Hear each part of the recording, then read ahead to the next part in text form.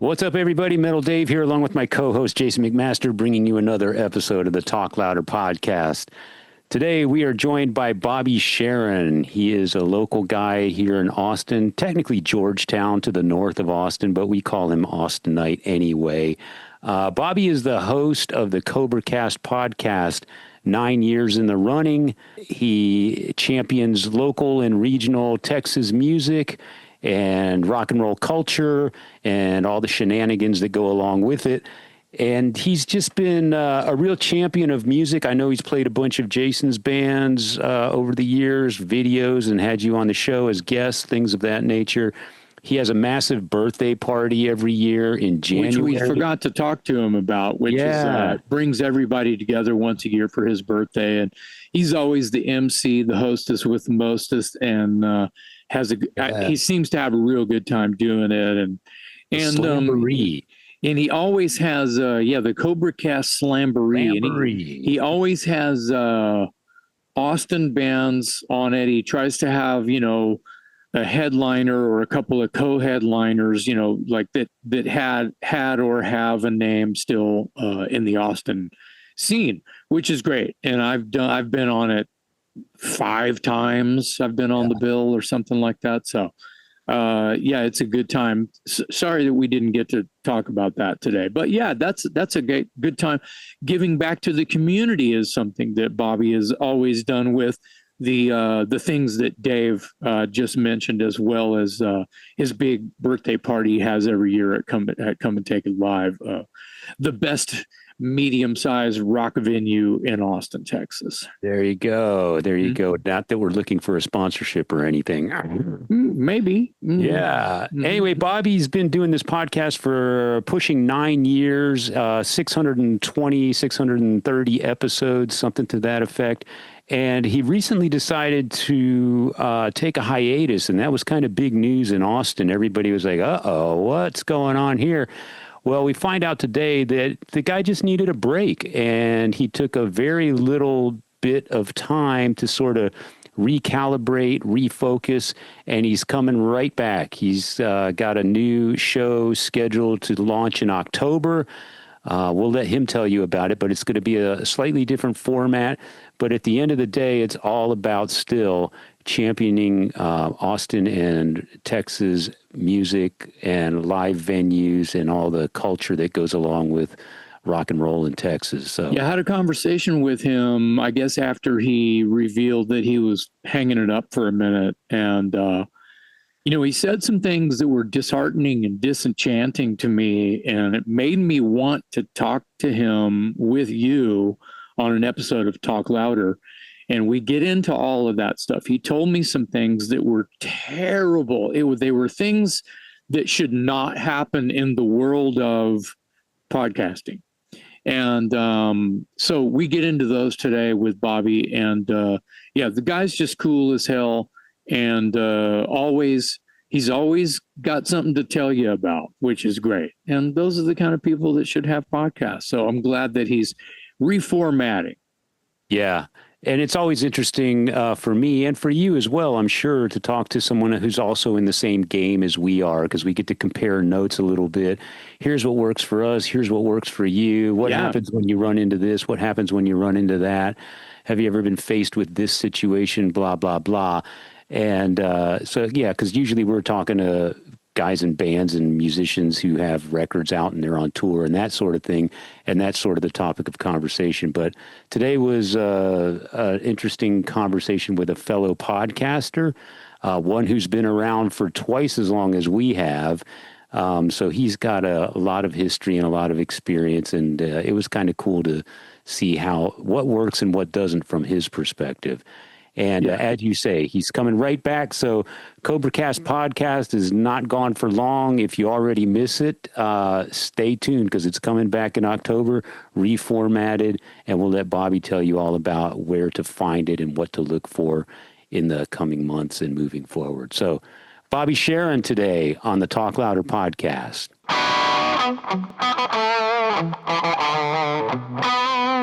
Here we go. So how are you doing? I'm doing, man, if I was any better, I'd be you. That's all I got to say. Oh, I don't know. Well, okay. Thanks. It sounds like you're doing all right then, because I'm okay.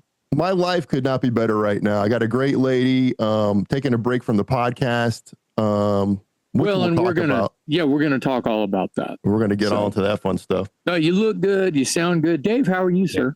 I'm doing well, man. Thank you guys for rescheduling this. Shit. I appreciate it on such short notice. Where were you going, Jason? I was going to say, how was Jerry Cantrell last night? For listeners, Metal Dave went and saw Jerry Cantrell at Emo's. Yeah, that would have been on the 23rd of August. This will air much later, but tell us about it. Yeah, it was fantastic. The set was probably 60-40 to 65-35 favored towards Alice in Chains.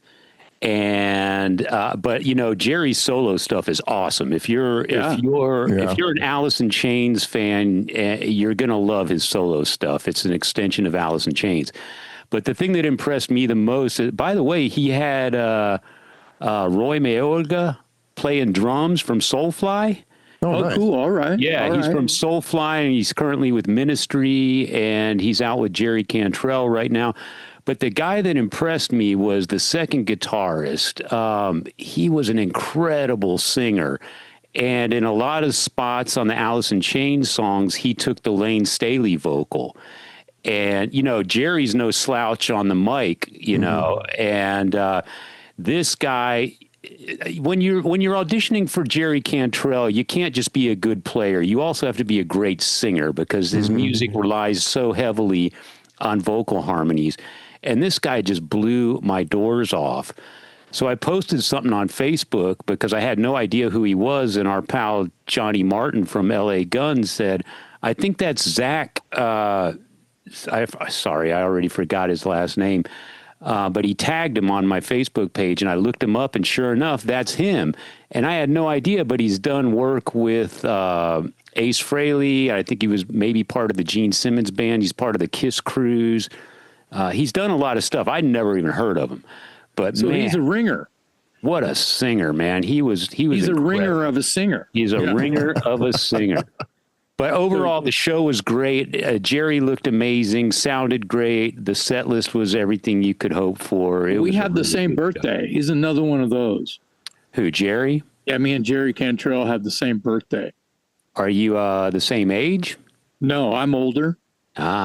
Isn't that funny? The more we do the show, and throughout my course of interviewing people, these people you're the same way. Before I knew you, Jason, I just figured, this is a guy I saw on MTV when I was a kid, so he's got to be, years older than me. And it turns out, it turns out you're like 2 years older than me. And then some of the guys that had records that I was buying as a kid are my age or younger than me in some cases. Well, so Jerry's probably your age.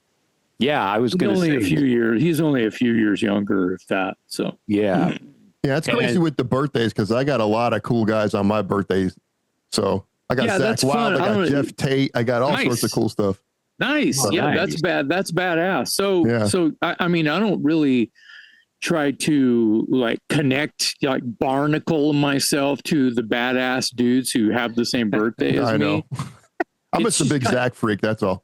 Sure, but it's just kind of interesting, when you hear oh, that's the same birthday, or you're in a room with someone you've never met. Oh, that's my birthday, and that's happened to me a bunch. Yeah. So but enough about us getting older, right?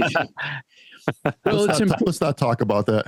Yeah, I just wanted to see how that show was, because I admire Jerry a lot, and it was his great. songs are like croon. Him and Lane were kind of crooners. They're crooning. Yeah. There's not any kind of there's no Steven Tyler or even Bon Scott type of. There's no crazy front man kind of wild singing. It's very tight and it's closer to probably like a singer-songwriter kind of a thing, whether it's a heavy song or not, right? Yeah, the vocals have always sort of served the song. They don't really stand out like a Steven Tyler or a Brian Johnson or a Bruce there's no Dickinson. crazy going on. Right, even though all the guys it's exactly what that music needs, though. You know what I'm saying? Yeah, even though the guys I'm mentioning can also croon and serve the song and do that very well. Like, oh, I guess I'll backpedal a little bit. Steven Tyler, when you think Dream On, I mean, that, Jerry Cantrell could probably do Dream On and leave out all of the crazy scat vocal that's happening at the end, Yeah. But that's my point. And Jerry Cantrell, he's into a lot of the same shit that I'm in, that a lot of people are into, but he covered this obscure, it's on YouTube. And I think someone pointed it out to me. I doubt that I just discovered it on my own, but there's this song on my favorite Elton record, Captain Fantastic and the Brown Dirt Cowboy. There's a song called Curtains, like curtains. Yeah. And he covered that at this acoustic gig he was doing somewhere, and it's on YouTube. He may have even recorded a studio version of it. I'm not certain, but that's a very obscure, it's like the last song on Captain Fantastic. It's like the last song on the record. Very obscure nugget to just decide to cover. And I was like, wait, what? No one covers Curtains by Elton John. So he, definitely points. Your stock is rising, Mr. Cantrell. Yeah. I'll tell you what, though, bringing back Steven Tyler really quick. I was totally 100% blown away when he came out on the Ozzy tribute. He totally crushed it, and there was a lot of gossip going around about him not being able to sing anymore and all this kind of stuff. But man, he came out and killed it. He was the highlight of the show. We got the pay-per-view over here, and we got up at 9:00 in the morning to watch the whole thing till, was it 9 hours or something like that? And he just was like he was the main attraction of it, I thought. Unbelievable. I just looked up the guys, going back to Jerry Cantrell for just a minute. The guy's name is Zach Throne, and he was incredible. And you were just talking about how a lot of that music, there's not really a Steven Tyler type vocalist in Alice in Chains or Jerry Cantrell solo stuff. But having said that, if you listen for the high parts that Lane used to sing, Man in the Box, where he starts shouting out, that I'm not even going to attempt it. But this dude was nailing it. I mean, he was really, really good. He served the song when he needed to harmonize, and then he could belt when he needed to belt, and he was in key, and he had a lot of power, and I was blown away. I know that name. Zach Throne. Everybody know that name. Up. He was awesome. I know that name. Yeah. Anyway, so today, Bobby, thanks for joining us. It's me. Yeah, it's you. And for how many years you've had a podcast? You're sort of putting it out to pasture and letting it rest for maybe indefinitely. Maybe we'll talk about that. You're slowing down, and we were chatting a few weeks back, and it's always an interesting conversation, but this one took a turn, and I wanted to, I asked a couple of dumb questions, and we ended up no questions are dumb with a reason why I would want to have you, another podcaster on a podcast. Yeah, I got, it was funny that you mentioned that. I got so much flack when you guys first started. I had you guys on. Remember when you first launched, you guys say, hey, why don't you guys come on? We'll advertise a little bit, get you guys going. Yeah. And I got more, I would say hate mail, but people are like, why did you have those guys on? You're promoting their podcast, not yours. I'm like, man, we're all in this game together. Yeah. We're all promoting each other. It's like, what? So someone thought it was podcast wars. Yeah, it was like, it was the weirdest thing. I honestly, obviously they don't know you very well. I'll just go out. I just step out on the plank and say, your constituents don't really know you very well. Yeah, it was like the weirdest thing, though. Just like I could say the same about me and Dave. They don't know us like at all or very well. Right. If they wouldn't understand why. We had our buddy Sean from Laughing Monkey Music on here. That's a podcast. He's got like 35,000 followers, subscribers to his podcast. Probably more now, probably 40. Mm-hmm. And we have worked with him before. And anyway, where I'm going with this, 0 people gave us any sort of flack, as you call it. 0. Why are you having a podcaster on your podcast? I don't know. That's the question that I got, and it was ridiculous. I'm not saying you need to get some new friends, but Jesus. But maybe you do. I don't know. I mean, I just, okay, that's just a little weird that they would go, fuck those guys. What are you doing with your cool friends? They're not looking at it like that. They're not looking at it like that. It wasn't really like that. It was more of a thing. It's like, why are you promoting another? It wasn't like to do with you or Dave. It was more of a thing like, because why are you bringing another podcast on your podcast to help promote them? You should be promoting yourself. And I'm like, you know what? I look at it like this. We're all in this together. If I can help you guys out and get your thing rolling, which you've done a great job with so far, plus it's just, we don't see each other enough. We don't hang out enough. You know what I mean? No, we don't. And so it's great for everybody. You live in South Dallas, though. It's not even that, though. It's more of a thing where, I just don't get out that much anymore. Me and Terry are at the house a lot, We live in North San Antonio, and you live in South Dallas. Yeah.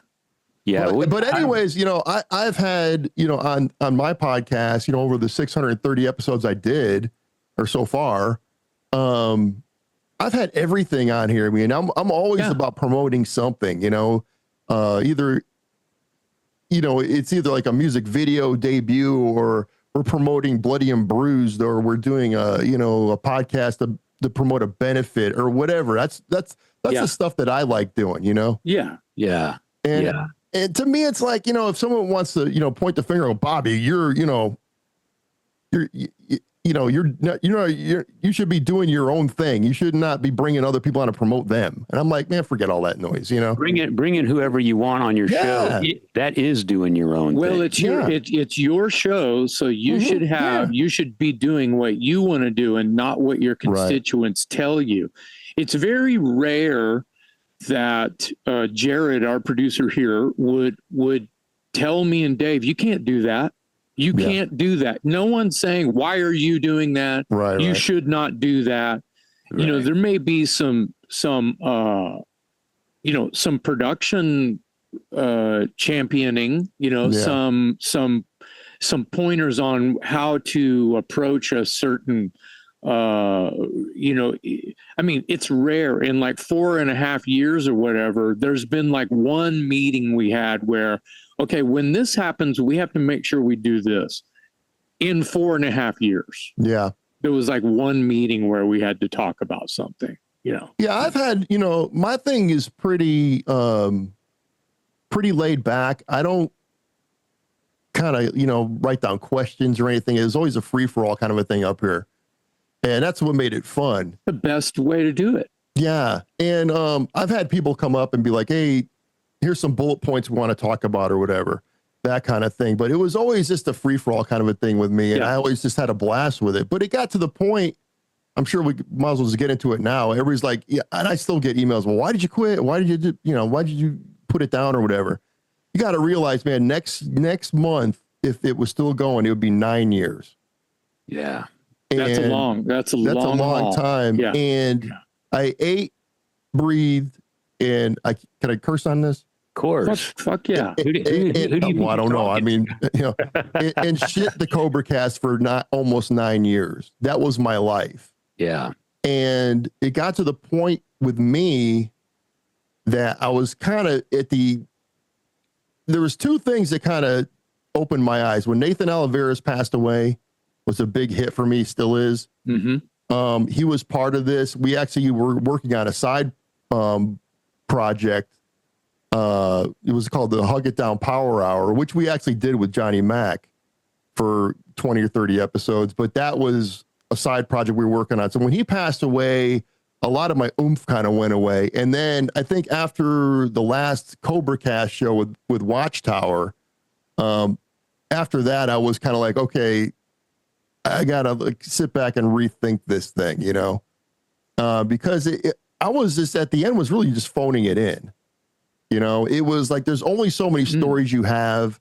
There's only so many things you can talk about over and over and over again about the Austin music scene, you know, and it just got to be stale.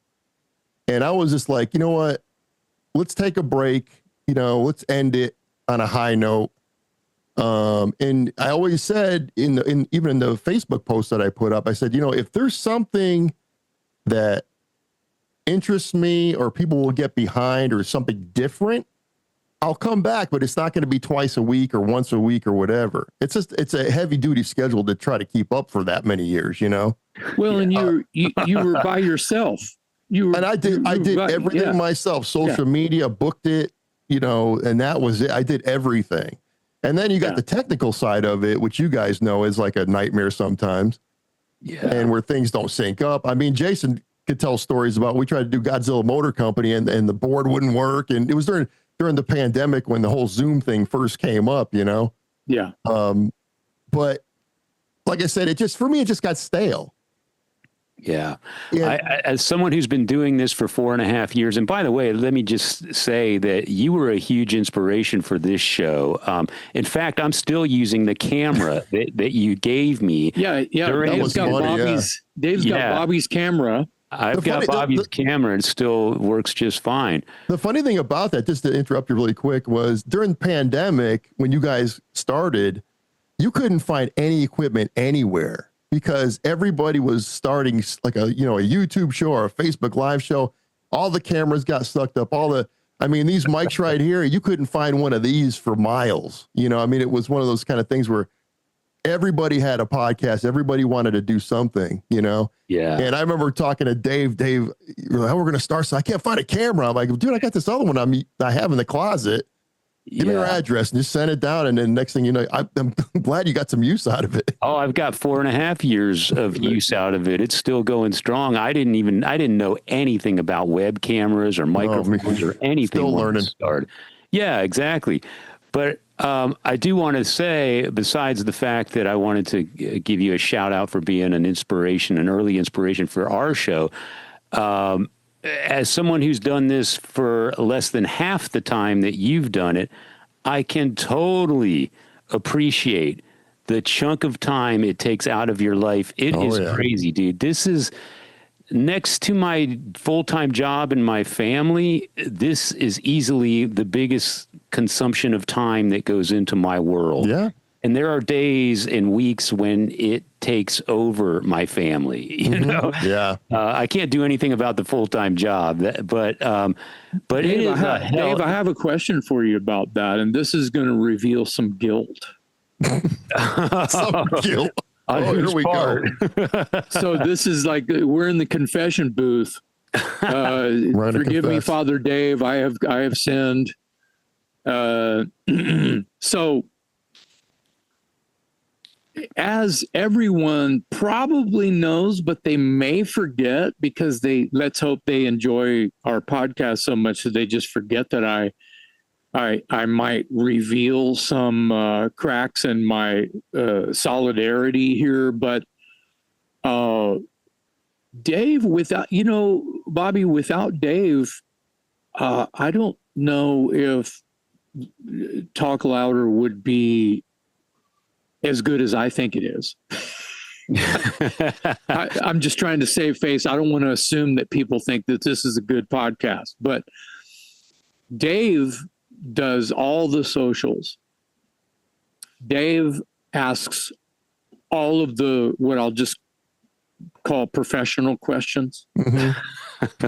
Dave will also ask the questions that I am worried about. Like he'll go, so, what's in your wallet?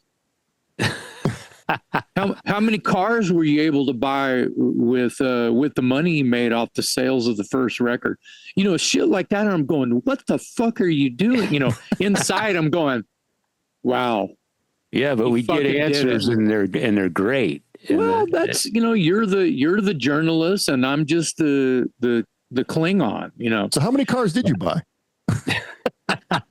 No, he's asking. I want to know. I think he asked Eddie Ojeda from Twisted Sister something like that. I did. Well, here's the deal. So you know, Bobby, this. It's called reading the room and understanding your guest. Yeah.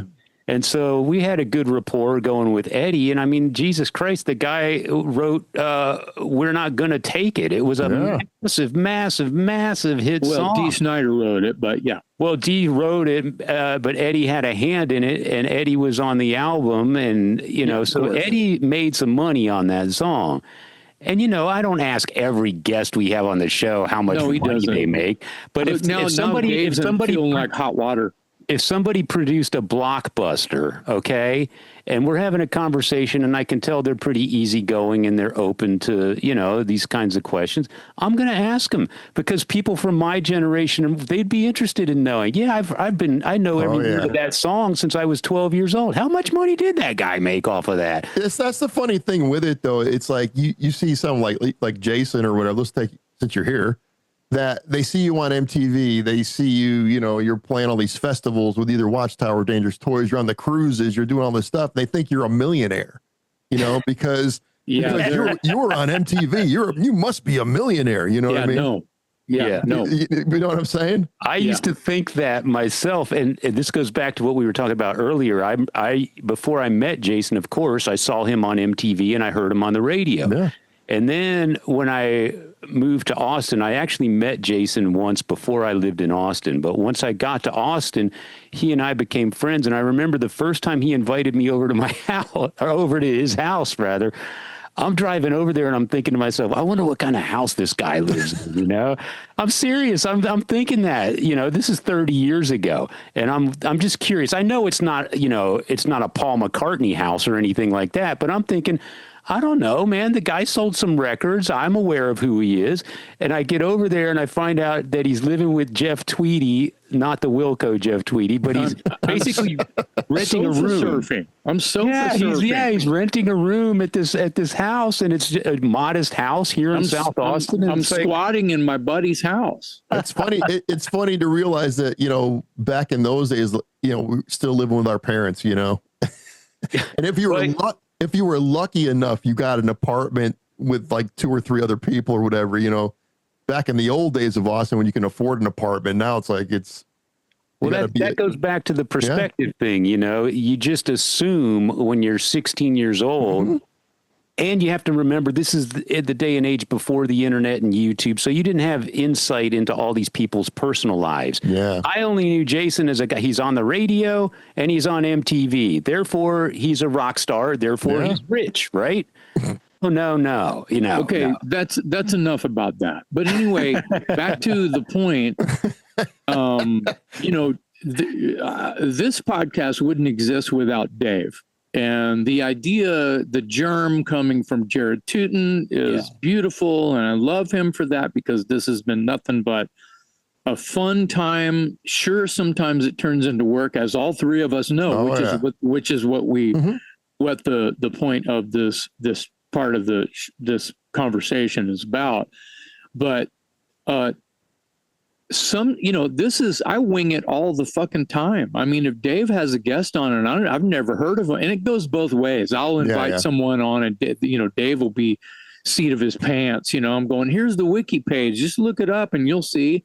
And then he does great. And I just, if you can tell the episodes without me even saying shit, where it's Dave's guy, right. And I'm just going, oh yeah, okay, cool, yeah. Looking at my phone and shit. Dave, this is Dave's guest. Hey, all back here fucking around while Dave does all the work. He's making his grocery list, and I'm trying to have it. To interview big somebody. Time. But what I'm saying is Dave carries a lot of the weight on his shoulders, and he works it out on his calendar.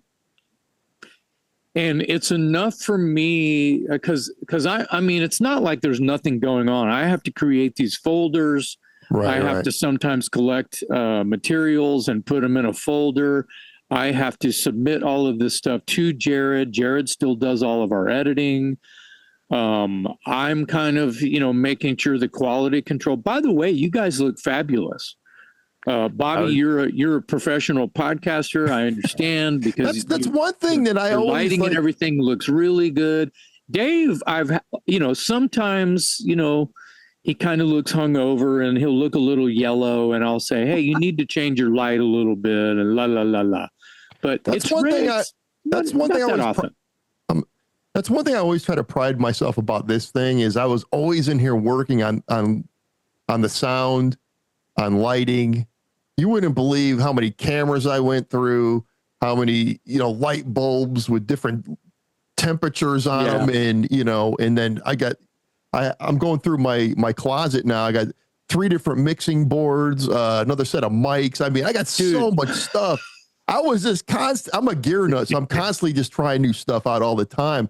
And then it's really funny. I got the room blacked out, so it's the same lighting every time. And see, here we go. This was something. So Dave's desk is facing.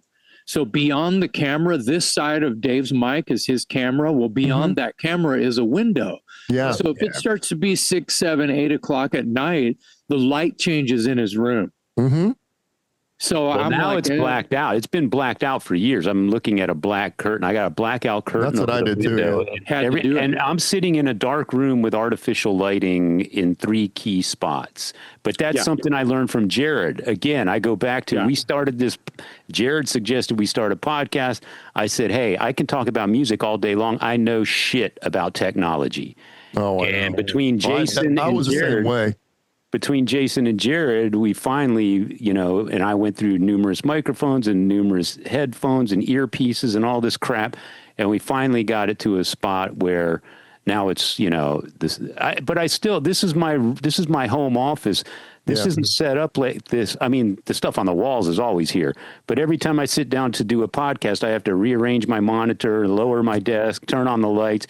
This isn't a 24/7 operation, because I actually work at this desk when I'm not doing this. So that's the great thing about this studio now, is I can come in at any time of the day or night, turn it on. It's so easy to operate and to stream live and do whatever. This thing on Zoom, I was kind of worried because I haven't been on Zoom, man, since the pandemic, I was like, man, how does this work? I totally forgot how it works. And then, the both you're like, oh, get ready to go for Zoom. I'm like, oh shit, here we go. Cause I had so many issues with it back in the old days. Well, let's talk about that. I'm sorry to interrupt you. You were live. You would go live, right? That was the thing. And was your show live? Now it was live up until about 2.5 years ago when I was on Austin Music Television on Austin Access. I think me and Dave Pruitt were on the same channel. Okay. So I had to tape everything. So So I gave them, I think, 110 episodes, which they're still replaying. I mean, anyways, cool. I had to tape everything. But what I would do is I would take that tape and I would just put it on a Facebook Live. It looked like we were live, but we weren't. It was taped. Right. And it worked out great. But the crazy thing about it was I had like the worst internet up here for years. I mean, the upload speed was terrible and it was constantly going in and out. And now that I have this great thing called fiber, which your camera is so fucking clear right now. This is some of the best audio video quality we've seen out of a guest, but I'm not surprised. 99% of our guests, I sound like I'm talking shit about our guests, but I'm not. Their internet is like, just gritty as fuck. And I'll tell you, I got one great story about that during the pandemic. As you know, everybody was at the house not doing anything. So when I would do bands, I would have to set up Zoom, but everybody had their own camera. Yeah.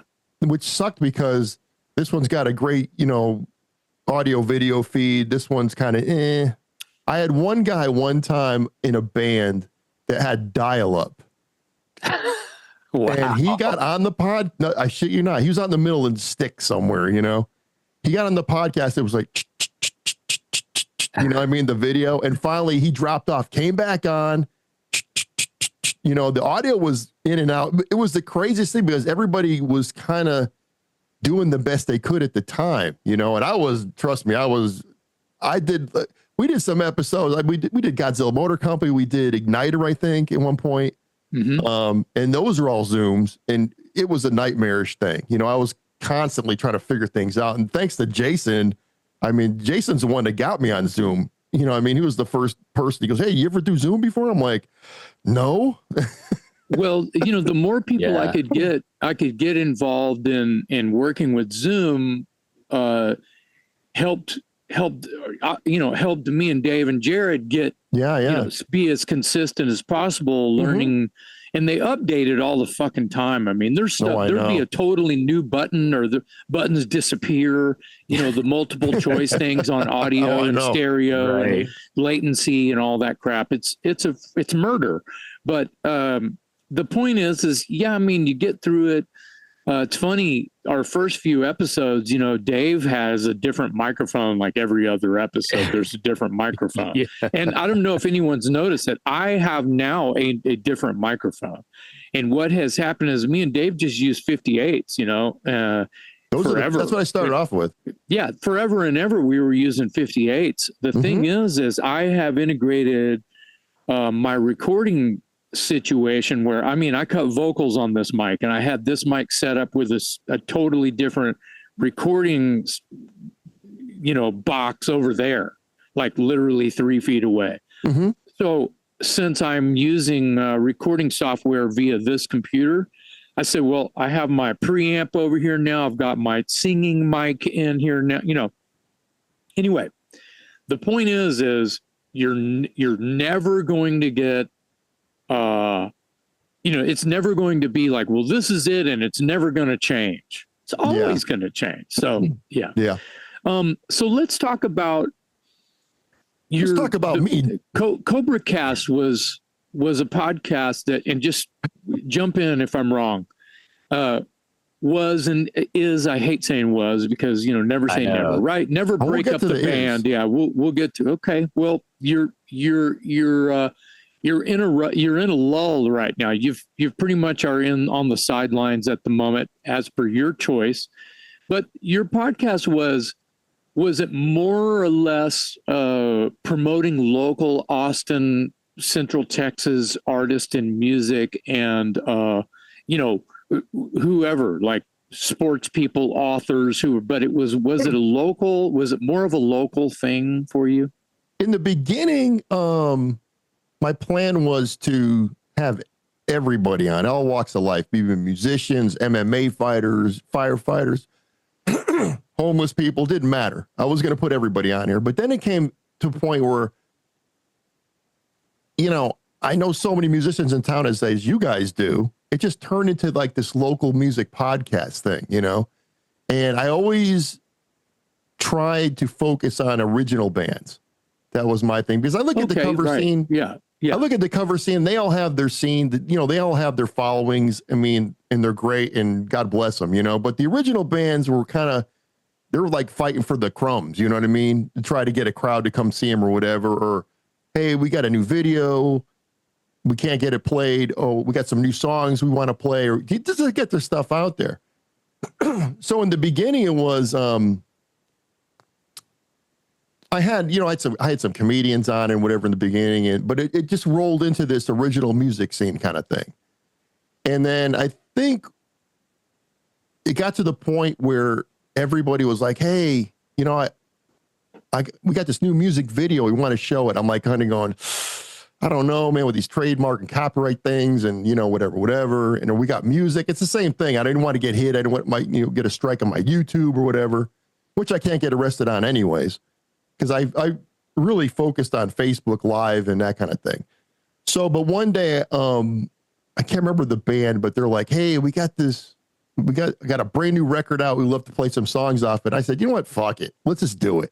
You know?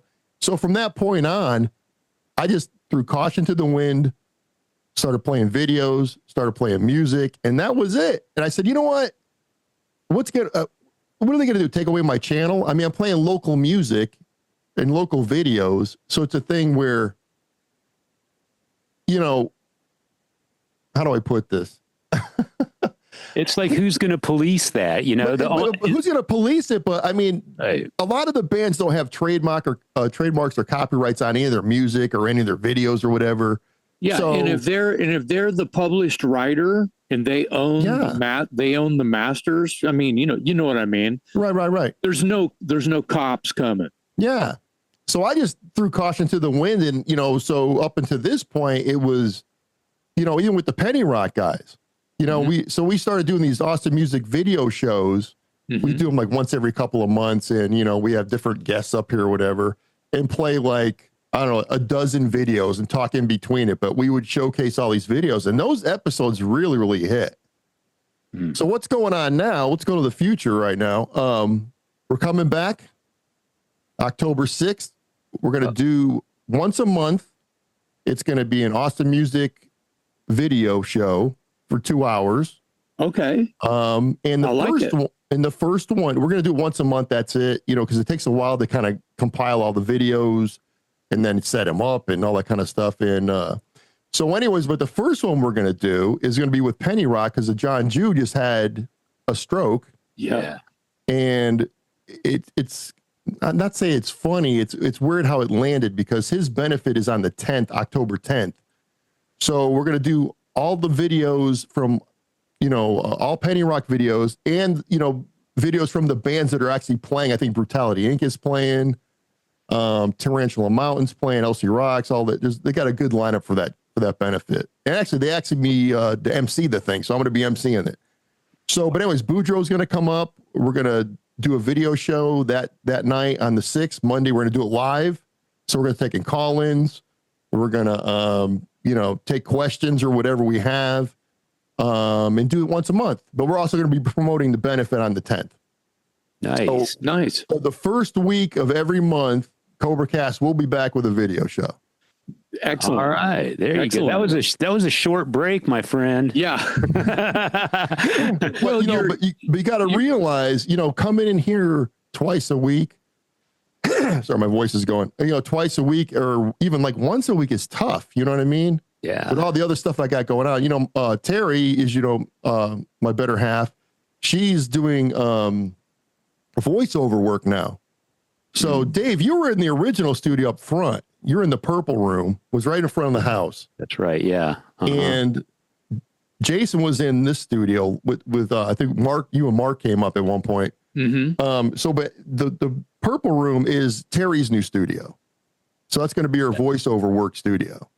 Okay. So cool. I'm focusing more on her right now. It's like, I want to keep my leg. I want to keep, I got a little iron in the fire still. You know what I mean? But I want to do something that's going to be fun and that can help other bands out. You know what I mean? I think playing videos is perfect. Yeah. I love it.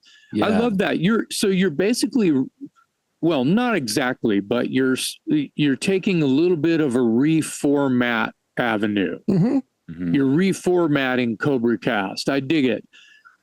Let's backpedal a little bit, okay? Because there's no rules here, but there's a few things that you and I, when we talked a few weeks ago, that came up that were a little bit of a shock to me. I think I, shit and fell back in it because I couldn't believe what you were telling me. Oh, and there were things that have happened on your show or dealing with your show that oh boy, I just could that I couldn't really believe what you were telling me. Just kind of like we went down memory lane, basically. Yeah, we did. You were telling me a little bit about why you started a podcast, what it became. We all sort of wing it, seat of our pants, and then we get going. And here you were 9 fucking years later. And you decided to curb it, to curb your to put it over, put it down for a second. And you told me something unsettling. You rolled over one day and you made it sound like you were complaining. And it was, I think you said that it was Terry that said, well, then fuck it. Don't get out of bed. Just chill. You don't have to do shit if you don't, was kind of like advice from beyond to sort of say it's your show. You do whatever you do or not do whatever you need to do to be happy about your decision of how many steps you're going to take today, whether it be towards the studio or outside to mow the fucking lawn. So I'll be specific. What is it other than things that we've already covered in probably the first half hour of this about where it's, if you're one person doing, a 4-man job kind of thing just to put it together. And then there's life and making dinner and going to work and mowing the lawn. Speaking of which I need to do tomorrow, actually. We fucking go. So, I mean, I was painting the house earlier. So, anyway, the point I'm getting somewhere with this and I'm setting it up well.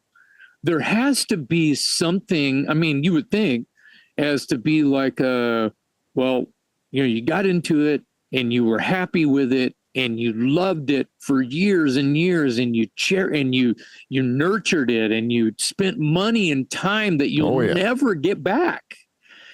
Why? Tell us some of the reasons why you feel like it wasn't fun to do CobraCast podcast anymore. It just got to be stale, in what ways? Like, give us some color. Well, I mean, you talk about the Austin scene, right? And the thing about it is, I'm not like Dave Pruitt. I'm not out on the scene 7 days a week. I'm not saying I'm a homebody, but I very rarely go out and do stuff anymore. So me doing the show with like local bands or original bands and bringing them on, I'm going to say a good 75% of the people that hit my house, I've never met before. You know what I mean? That's brave. So it's a brand new, fresh conversation. That's brave. But it is what I've never had a problem.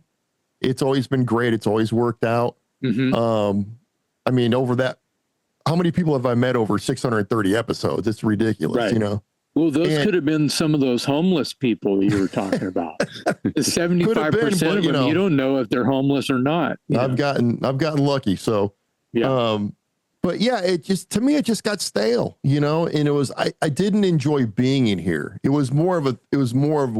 turned into work, because I was constantly going. And it was, to me, it was the same conversation over and over and over again. Yeah.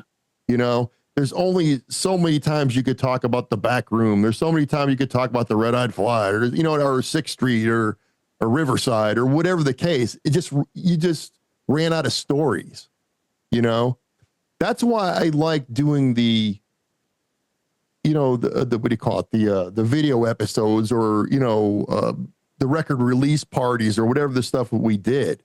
Because that was fresh for me to do something different. But it got to the point where it just got to be stale.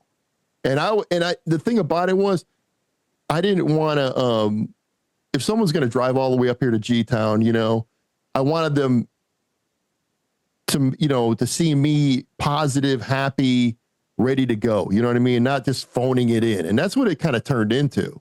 And I needed a break. I just needed I needed a break and I wanted to do something fresh. But the problem is, you look at, I started in September 2016, right? And you look at the numbers back then, and then you look at the numbers now, and you just really didn't elevate the way that I wanted it to. You know what I mean? You got to realize now, I looked at the numbers this morning because I know we were going to do this. And worldwide, there's I think it's 5.7 million podcasts worldwide. We talked about that. Yeah. But the funny thing about it is only about 500,000 of those are active podcasts that actually put out an episode once a week. So let's back up. How many podcasts are sort of, I'll use the term registered? How many podcasts? I got my phone right here. So said 5 million, I think. It says there are over 4.6 million podcasts worldwide as of 2025. But only a fraction, only between 400,000 and 500,000 are actively publishing new content. And that was the thing during the pandemic was I helped so many people. So there's 5 million podcasts, but only 500,000 of them are even doing anything with a new episode this week. Yeah.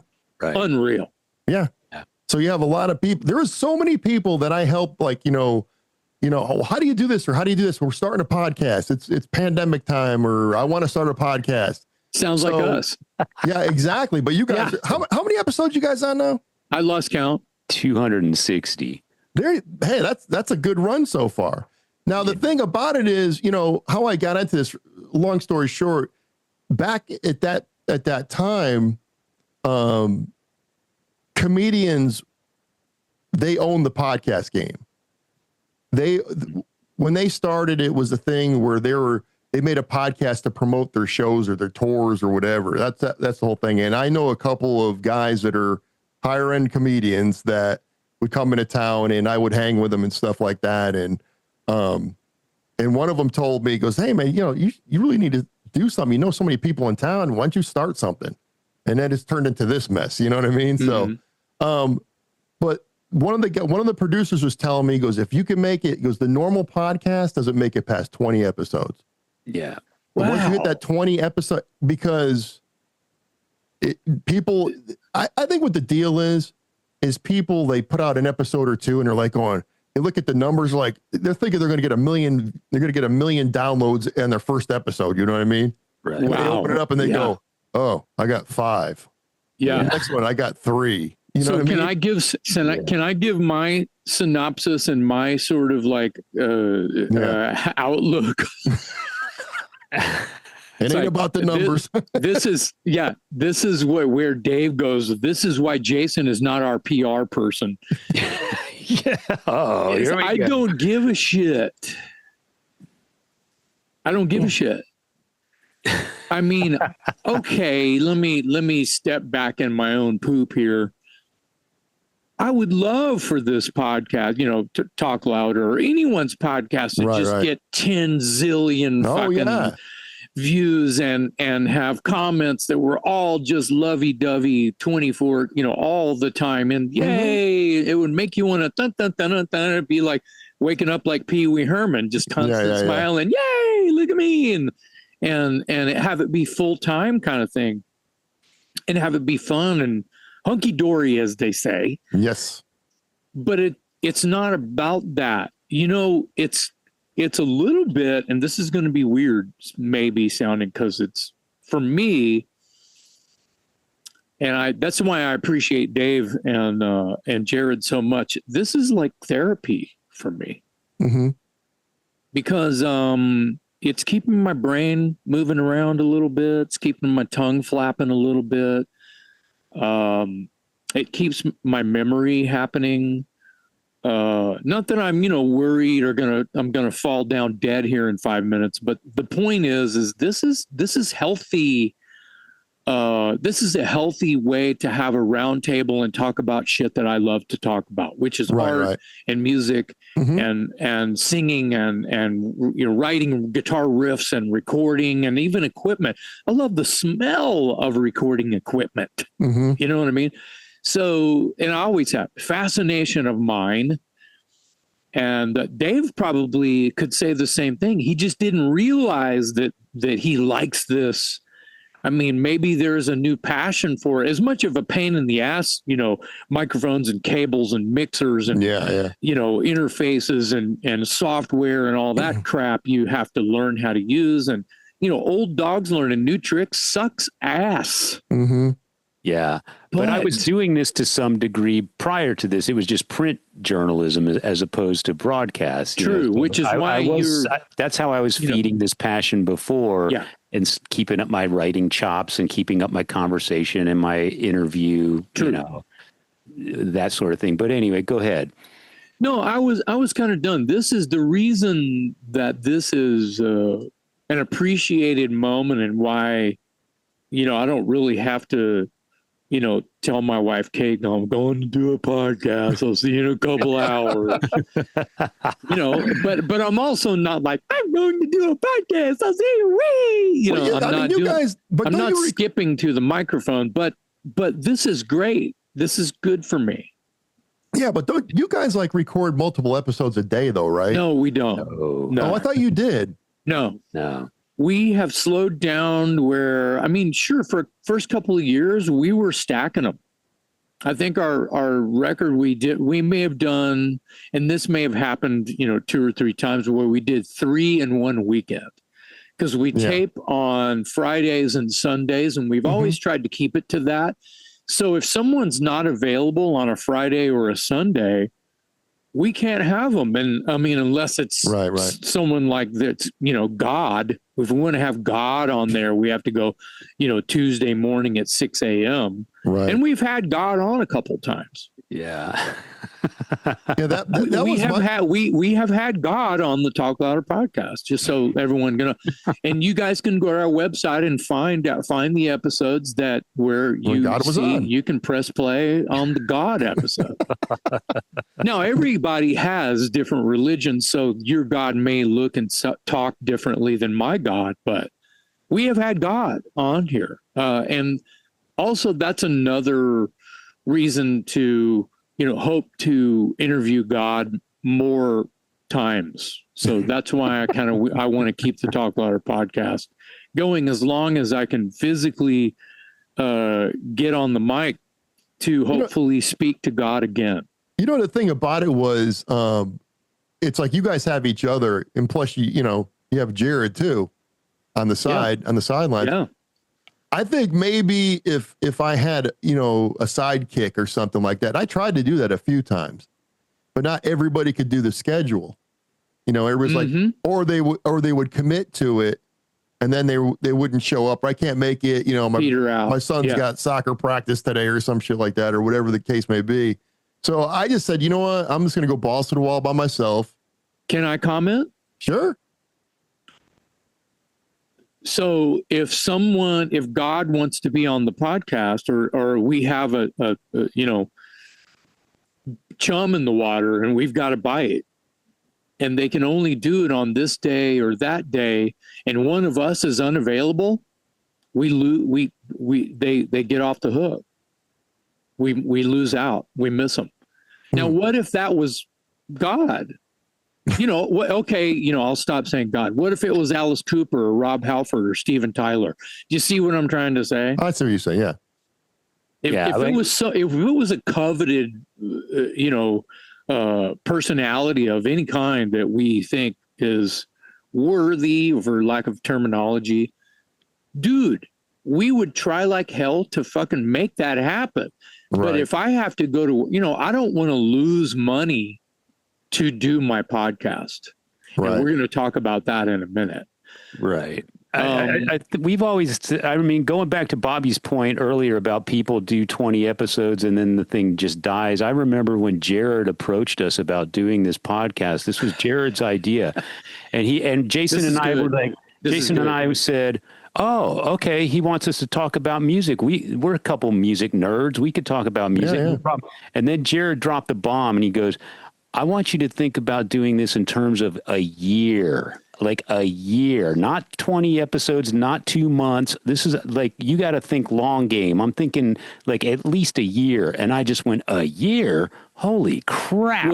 Well, to go back a year? I don't even know if I can keep talking that long, but here we are 4.5 years later. And Jason and I have always said, as long as it's fun, we'll keep doing it. To go back and add to that, it's like, Jared's texting us and it's the pandemic and we're all stuck at home and, going insane, probably reaching depression point.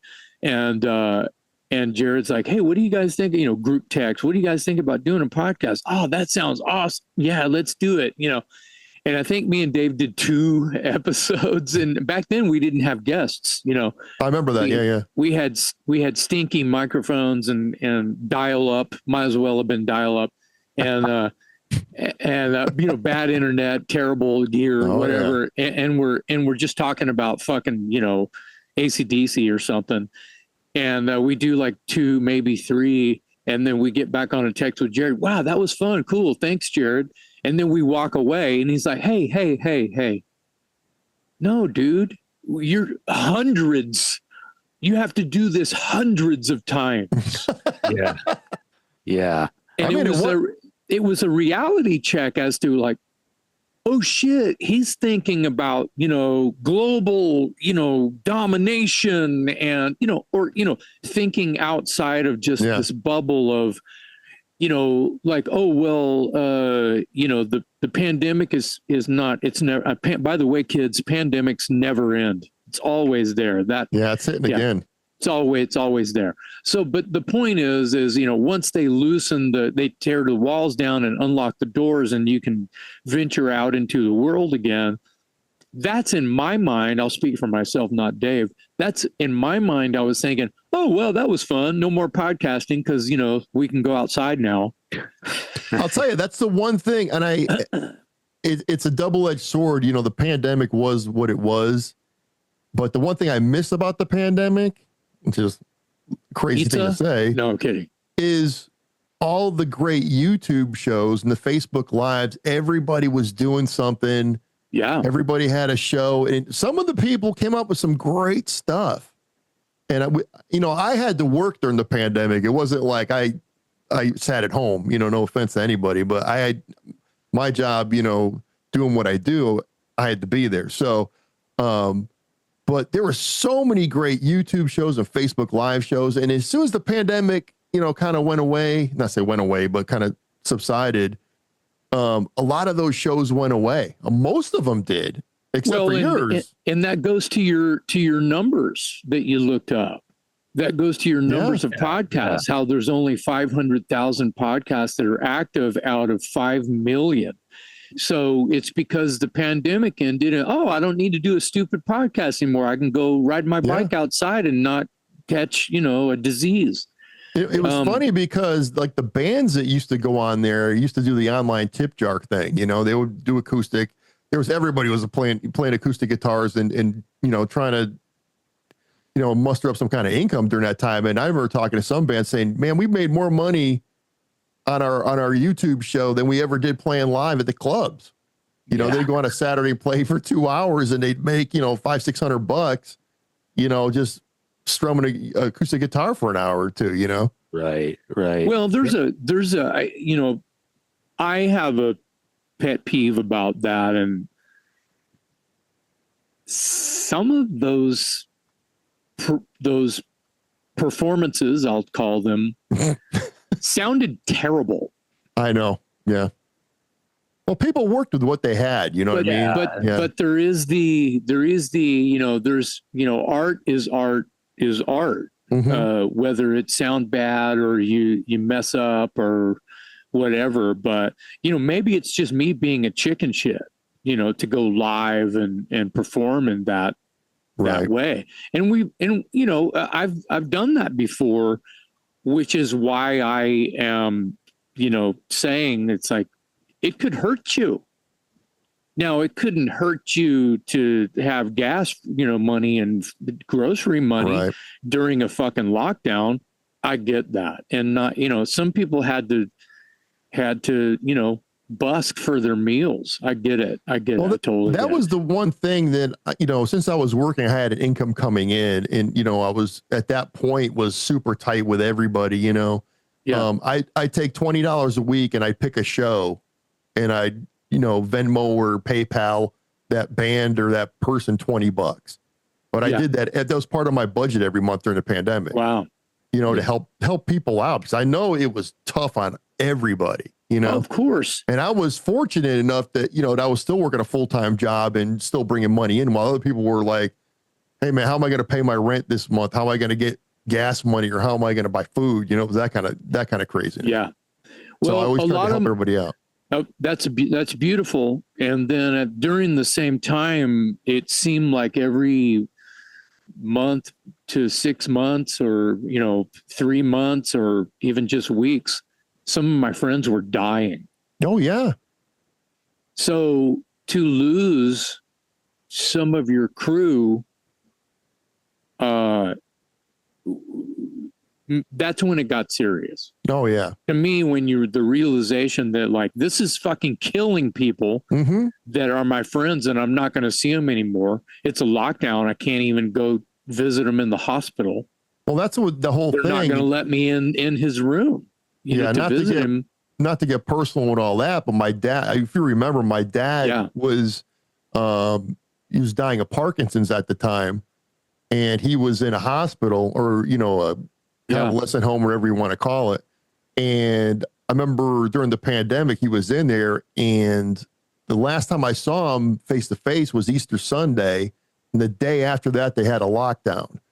And you'd have to go look through the windows to see him and stuff like that. And, but I remember when he was failing in September of 21, I guess it was. Was it 20 or 21? I think 21. Was it 21? You and I don't know if you recall it. You and I talked quite a bit. Every couple of weeks, you and I were talking on the phone or something.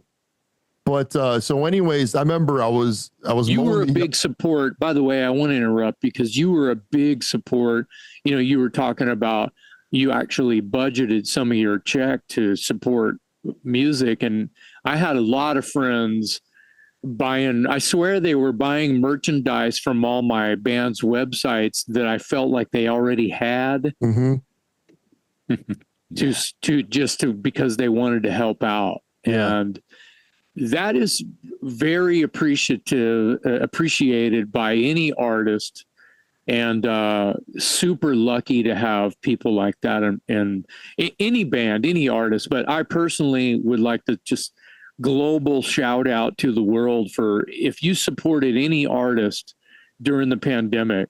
Well, I remember you did that broken teeth.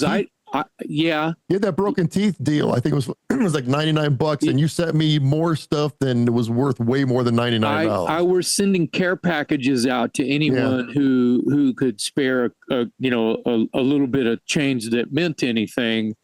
Because we couldn't play. None of my bands. I mean, I remember, and I remember the amount of take, and this would have been for Dangerous Toys alone, the shows we had to cancel. And of course, my take would have been a fifth. And this is before expenses, would have been, and it doesn't seem like a lot to some people, but it was about $14,000 or $15,000 that we had to just go, nope, there it went, bye bye. Yeah, during that year and a half or whatever it was. So, but that was the one thing I tried to do. And I tried to help as many people. I remember I was at with Nathan Oliveras, to bring him up again, with Stupid Drama. He was going through the same thing. Yeah. And I remember I bought a care package from him. I said, just whatever, I think it was like $100 or something like that, Venmo'd it over and make me up a box. Just put whatever you want to put in it. I take a large, that's it. You know what I mean?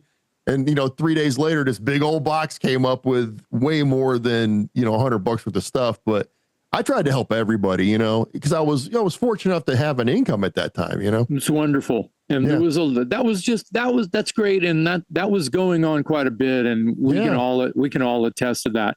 I was buying vinyl. I was supporting record stores. I was ordering vinyl through the mail. I ordered stuff from End of Veneer. I ordered stuff from Antone's Records. I remember I bought S.A. Slayer, Prepare to Die, an original Rainforest. Well, it just says Slayer. It doesn't say S.A. Slayer because it's an original release. And so little things like that, I was doing what I could to support local businesses and things like that. Right. But anyway, so you have all this great love, and a lot of people around here, and you did 9 years of artists, comedians, musicians, people who own local businesses, your friends. You would come on and talk about music. You would review an album, very, very similar to what we were doing and to what we still do here. But maybe more on a local level, bless your heart. And now it's not fun for you. What would add to, and I already know the answer to this, what would add to you wanting to say, fuck you? Fuck you, and how, and which way are you talking about? Well, you told me a story about there were some potential guests that you were interested in having on your podcast that were thinking that it was a gig. Like it was. I know this was going to come around. Oh, this is the creme de la crop. This is a very important topic that I want to talk about, and I want Dave to vent on this because I'm already and I'm still on the floor having a heart attack over this intel. Let me ask you a question. Have you ever talked to trying to get Tom Zutaut on the show? Yeah. I met him when we were in Nashville at Rockin' Pod. We exchanged information. He gave me an email, told me to hit him up. I did, and I never heard from him. So I don't want to call anybody out. Yeah, this is already a bad segue to where we were going with this. Well, no, so basically, I think what Jason's talking about. The answer to your question is we bumped into him. I bumped into him. I knew who he was. We exchanged contact information. He told me to get in touch with him. I got in touch with him, and he never responded, and that was it. Okay. Yeah. So that's way over here. Let's push that way over there and get back to where we were. Well, that kind of ties into this, but. No, okay. I think what Jason's talking about is maybe God, I don't know how long it was. Let's leave names out. Oh yeah, okay. Yeah. I think about a year ago, and it happened twice in a week. I had this band. I didn't know that. It was twice in a. Yeah, it was like in a matter of 2-3 days. Both of the things happened. That's why I laughed about it because it was really funny to me. But there was this band people could understand why this would be like, all right, I'm fucking out. I'm done with this shit. No, I got a chuckle out of it. It was actually pretty funny. So there's this band from San Marcos. Don't even names out. We don't want to talk about. I just want to let you know where they're from. I'm not going to name the name of the band or anything. No. Next one, leave out where they're from. Yeah. Okay. So anyways, there was a lot of bands that were from like San Antonio and other just far away places that wanted to do it. And I told them, I said, well, I'm up in Georgetown, they're like, and I said, why don't we do this? And you like to do it in person. I mean, I love to do this studio. We do this on Zoom, and your show is a different in that aspect that you like to have in-house, in-person interviews. Yeah. Right. Okay. So carry on. So I told them, I would tell all the band, I said, why don't you wait till you have a show in town, either Hanover's or you're playing, I don't know, Hardtails in Georgetown or wherever you're playing. And we can do it before the gig come up. I'll get off of work early or whatever it takes to do it and whatever. So this band kind of agreed to that. And you're like, so the question was, well, how much does it pay? And I'm like, well, it's a podcast. It really doesn't pay anything. And they're like, well, we don't do anything for free. And I'm like, okay. they're like, well, we don't do anything for free because if we do something, we have to get paid for it. I said, well, you sent me 2 videos and you want to play some audio. I'm promoting your band. I didn't get that deep into it, but I was like, I'm going to do this for you. And it's going to give me an episode. I'm going to meet some new people, which would be great. But they're like, well, we don't do anything for free. We're going to have to pass. I'm like, okay. And then like 2 or 3 days later, there's another guy who was an acoustic, not a solo guy. And he was the same way. It was pretty much, hey, well, how much does it pay? And I'm like, it doesn't pay anything. Okay. Let's talk about that right there. Let's get out of, well, hey, nice knowing you. Let's talk about like a global, like universal idea of what a podcast is about. Mm-hmm. I mean, why did you want to do a podcast in the first place? Let's start with you. Yeah, give me in one sentence. Why would, in so many words, why would you want to do a podcast? How do I say it in a few words? A paragraph. I'll tell you honestly, to me, it was like, let's do a podcast We don't see each other enough. Let's hang out. Let's have a conversation. About what? And that's the thing. It's like these days, every time I open up Facebook or Instagram or whatever, someone's either passing away, someone has cancer, there's a benefit for this one, there's a benefit for that one. And man, I hate to say it, but man, there's this people are dropping off left and right. You know what I mean? And for me, it was the thing where, hey, this will be great. We'll have a record. Instead of having pictures, we'll have audio, we'll have video of these conversations that we, that we have, it goes back to me saying this is therapeutic. Yeah.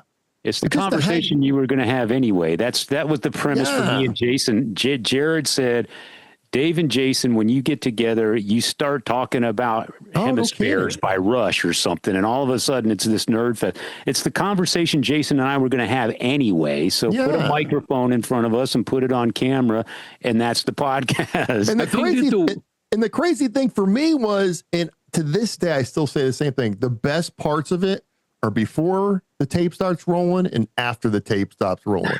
Those two conversations are the best because everybody's loose.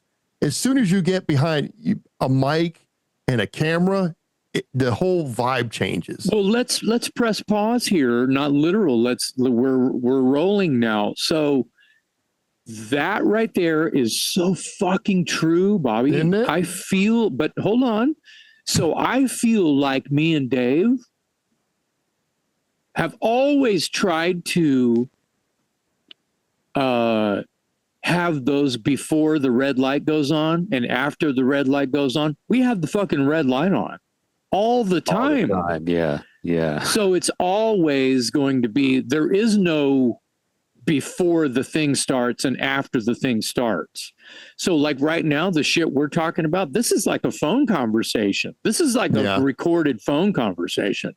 So that's what this has always been about. And I think that back to Dave's point about Jared calling on two rock nerds to have a podcast, the idea of I think that one of us, or maybe both of us, I'll speak for myself, was like, what's it going to be? What kind of, I almost recall saying, what is a podcast? Yeah. And that happened on my first episode. And then Dave, well, it's still, I wonder still sometimes, that's what my first guest said to me. He goes, I'm here. He goes, what's a podcast? He didn't know what a podcast was. Right. When Danko Jones first asked me to be on his podcast, I didn't let him know that I hung up on him and went, what's a fucking podcast? I just realized that after I did his podcast, that's a pod. Anyway. Yeah. So Jared, germinating the idea and him saying, it's nerds on camera, recording a conversation about a topic. And I'm like, oh yeah, that's a podcast. Okay, cool. So what's our podcast all about? And Jared, I swear he said something like this synopsis, like, when you and Metal Dave are at a party and y'all are over there in the living room, sitting there on the sofa talking about Motorhead, you guys either bunch the flies, you know what I mean? The flies are coming to the shit, or you clear the room. There's no shit being talked about, so that you clear the room because, this fucking nerd shit, I'm out, So we either bunch them or we kick them to the curb, depending on what the conversation is. And usually when me and Dave start talking about Motorhead or UFO or what the fuck ever, like Dave said, it's clinging. We get barnacles. We get people that are interested because they're fucking nerds too. Yeah. So, and then they want to get in on the conversation. It's really weird though, because I'll get guests up here that like it's super talkative before you go live or whatever. And then as soon as you go live, they just clam right up. And you're like going, I'm not telling you the rules, but you need to just, before you even open their camera, before you turn on their camera, you need to have a record on.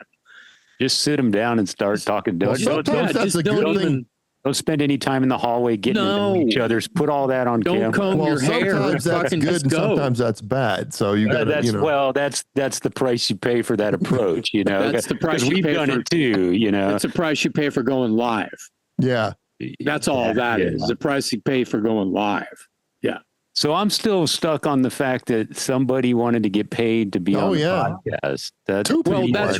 That's why I was wanted you to set that up because and ask you that question. Why would you do a podcast? Because man, this is fucking great having a conversation with hive-minded, like-minded people who love the same thing, and we're here for one reason, and time is short, and this podcasting is an art form, and if you don't like doing this, then you shouldn't be doing it, and that is key, and that's one of the reasons why I wanted to have you on here.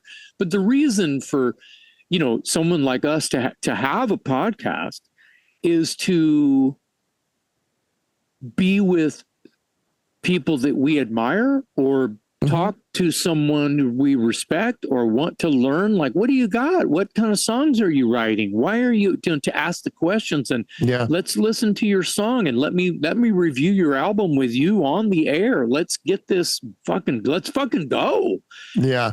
For someone to not see that as an art form, as fun, as a light conversation about the whole.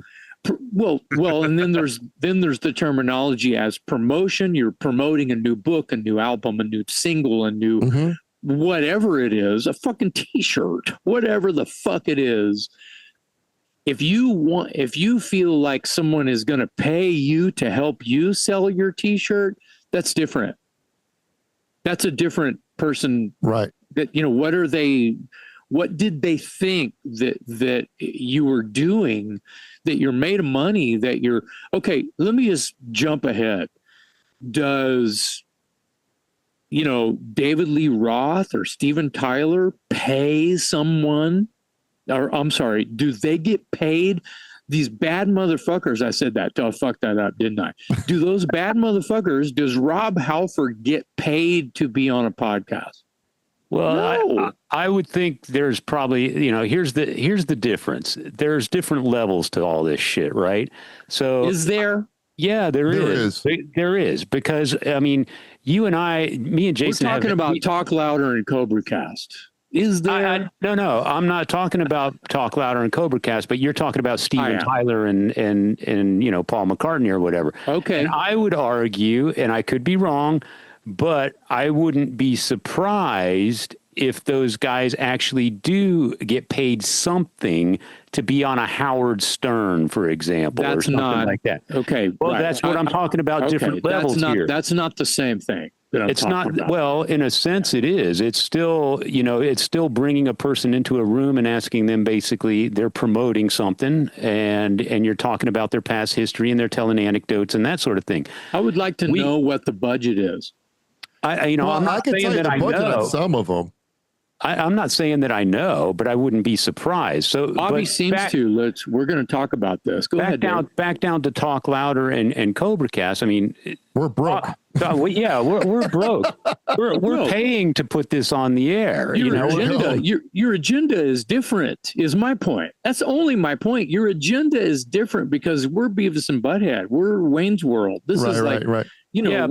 But the people that we have on the show, they understand that, and we have some people that are pretty well known and fairly busy. We have had gods. We don't have Dave Grohl, some great guests on there, but we've had some pretty big names. We've had everyone's record collection on the show. I'm super proud of that, and we paid nothing to have them on. Because the difference is they recognize the vet. Now, here's the thing: it's not that we are the biggest game in town, but they're like, okay, these guys are willing to have me on their show, and we're promoting a new album and a tour or whatever. Sure, I can give them 30, 45 minutes, an hour, whatever. Okay, fine. Put them on the schedule. That's it. That's the end of it. Yeah, that's it. And then hopefully we get them on camera and they enjoy the conversation. The greatest compliment that we get is when we turn off the camera and we get a text from either that artist or the publicist or somebody from their camp that says, That was so much fun. They had a blast, or this is the best interview I've done in the longest time. Thanks for having me on. So they got something out of it. I have something to say. 1,000,000 fucking percent. What Dave just said. 1,000,000%. That's the payoff. They came in, that artist who we think is God, fucking had a great time just hanging out with us. Yeah. That's one thing up here that I can say every episode I've ever done, we've always had a good time. We've always had fun. There it is. Oh yeah. We've always had fun.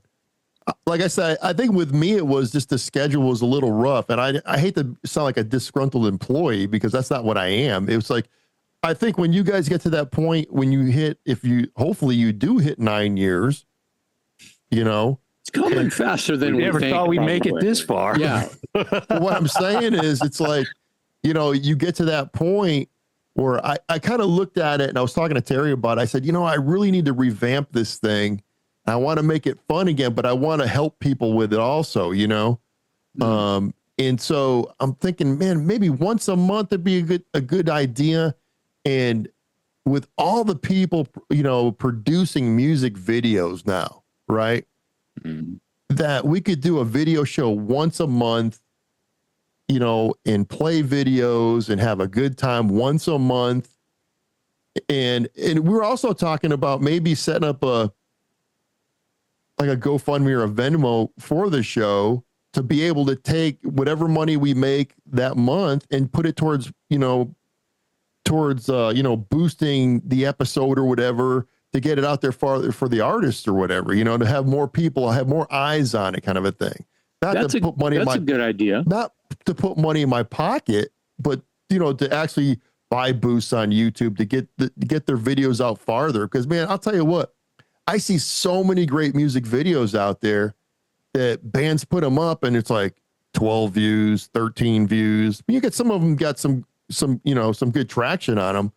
But, I was talking to Boudreaux about it, and he was like, man, he would always thank me all the time. Man, thanks for showing these videos, because it's just another avenue for us to get our stuff out, Yeah. And that's what I want to do. I want to have fun, and I want to help people out. You know what I mean? Because the whole podcast game now is so oversaturated with the same political bullshit. All the cool shows that used to be cool, all the comedians, they're all right wingers now, and everything's a political podcast. Yeah. And it's more what's the word? You'll find more people without a podcast than with a podcast now. It's like everybody's got a podcast. It's like somebody's grandmother's got a podcast about baking cookies. You know what I mean? There's so many podcasts out there. I was just going to say, there's a podcast for everyone. For everything. If it's the same podcast over, there's a lot of, I'll just say, rock and roll podcasts. Oh yeah, there's a lot, and some of them, I've guested on, and I'm leaving all names out, but they're kind of fun, but they're not as fun as when I'm on this podcast talking to you guys. Yeah. Why am I not having fun as a guest on some people? Sometimes I'm totally having a ripping time. I'm going to tell you, all down to the chemistry. That's what I was talking about earlier. I think one of the reasons that we get I'm not allowed to comment. I'm just saying that sometimes there's a level of fun that ain't there. I'll tell you what the reason is. I'll tell you what the big reason about it is, though. I'm a fun guy. You're a barrel of monkeys. That's for us old people. Barrel of monkeys. I don't think they even make those anymore. But I bet they do. I'll tell you, back in the old days, podcasts were for fun. But then this thing called monetizing came into play. Sponsors came into play. Mm-hmm. And people, I'm going to say I'm not going to give you a percentage because I don't know the percentage, but a majority of podcasts are all about making money now, about the sponsors and, making a living out of it. How many times have you listened to a podcast or watched a podcast and all it is half its ads? Yeah. I mean, you take the big guys like Joe Rogan or whatever. I mean, it's all about making money. You know, that's why he's the king of it. It's like Johnny Gotti. You know what I mean? It's like, it's the same kind of thing. That dude is like, I call him the GOAT. You know, every time I talk to or text him, hey, what's up, GOAT? You know, and he always, I'm not the GOAT. I'm like, dude, you know, you're in this town, you're the man. You just are. You know, well, you know, the thing is, I think when it came to, I'm gonna say the downfall of podcasting, don't take it that way, is it came to about making money. When the money thing came into it, a lot of those shows kind of just, people were phoning it in because I got to make a living off this thing. You know what I mean? With you guys, there's not really any money involved. It's just time, but you guys have a great time together and with your guests and everything else, you know? But when, like I said, when you bring the money into it, it always fucks it all up. It really does. That's true of anything, though. I mean, I know. That's absolutely true of anything. If you like playing golf on the weekends and you get together with your buddies, and then all of a sudden you and 3 buddies go pro, holy shit, it's a whole different motivation out of necessity. You know, it's like, okay, now all of a sudden somebody's going to pay me to wear this kind of shoes, and I'm going to go stay in a 5-star hotel so I can play this golf tournament or whatever. I get it, dude. If somebody decided tomorrow that this is going to be my career, I would be willing to check a few boxes that might, you know, not be what we're doing today. I'm not saying I would compromise myself entirely, but I'd certainly be willing to come to the table and have that conversation like, okay, what is it going to take for me to become your vision of what you think, and then here's what I'm willing to do. Can we meet in the middle? But you know, Joe Rogan's going to either have, you know, however many advertisements on his show, or he's going to go back to bouncing at a bar or whatever his background is. I mean, you can't blame him. Oh, I don't blame those guys at all. That's not what I'm saying. Well, I think what I was trying to say was, I think the fun of podcasting, how it was in the old days, has kind of gone away because it's turned into a money thing for a majority of them. And you could tell the guys that are phoning it in are the guys that are having a good time with it. You know what I mean? And a lot of those guys that are phoning it in, you got to look at the show, how long it's been around for, how many advertisers they have on it. You know what I mean? Because you got to realize those guys have payrolls too. You know, there's engineers they got to pay. There's producers they got to pay. Camera guys they got to pay. You know what I mean? So it becomes a business. It's like sort of like being like John Bon Jovi. I'm John Bon Jovi. I get Bon Jovi. I'm out doing millions of dollars of business a year. When his voice went, he kept touring because he had a payroll of over 200 guys on it that their families had to eat. They had to pay their rent. You know what I mean? He goes, I'm going to go out there half-assed, but I have a payroll, you know? Yeah. And it's a lot. When it turned into a business, it's to me is like sort of when you could see it all over the place when you watch all those podcasts on YouTube and everything else. A lot of it is people just phoning it in now. It's a two-sided coin. I mean, you could say right now, we have the advantage of not having to cater to any of that shit. That's why our format is loose, and that's why we say whatever we want to say, and we have a good time, and it's hopefully comfortable for the guests because we're not trying to satisfy our advertisers. The flip side of that is we're not making any money out of this, and it takes up a lot of our time. So it's the age-old double-edged sword. Jason knows this better than anybody. He was signed to a major record label. All of a sudden, he went to writing the songs that, you know, he and his band had been germinating in a garage, and now all of a sudden there's deadline pressure. Somebody doesn't hear a hit single.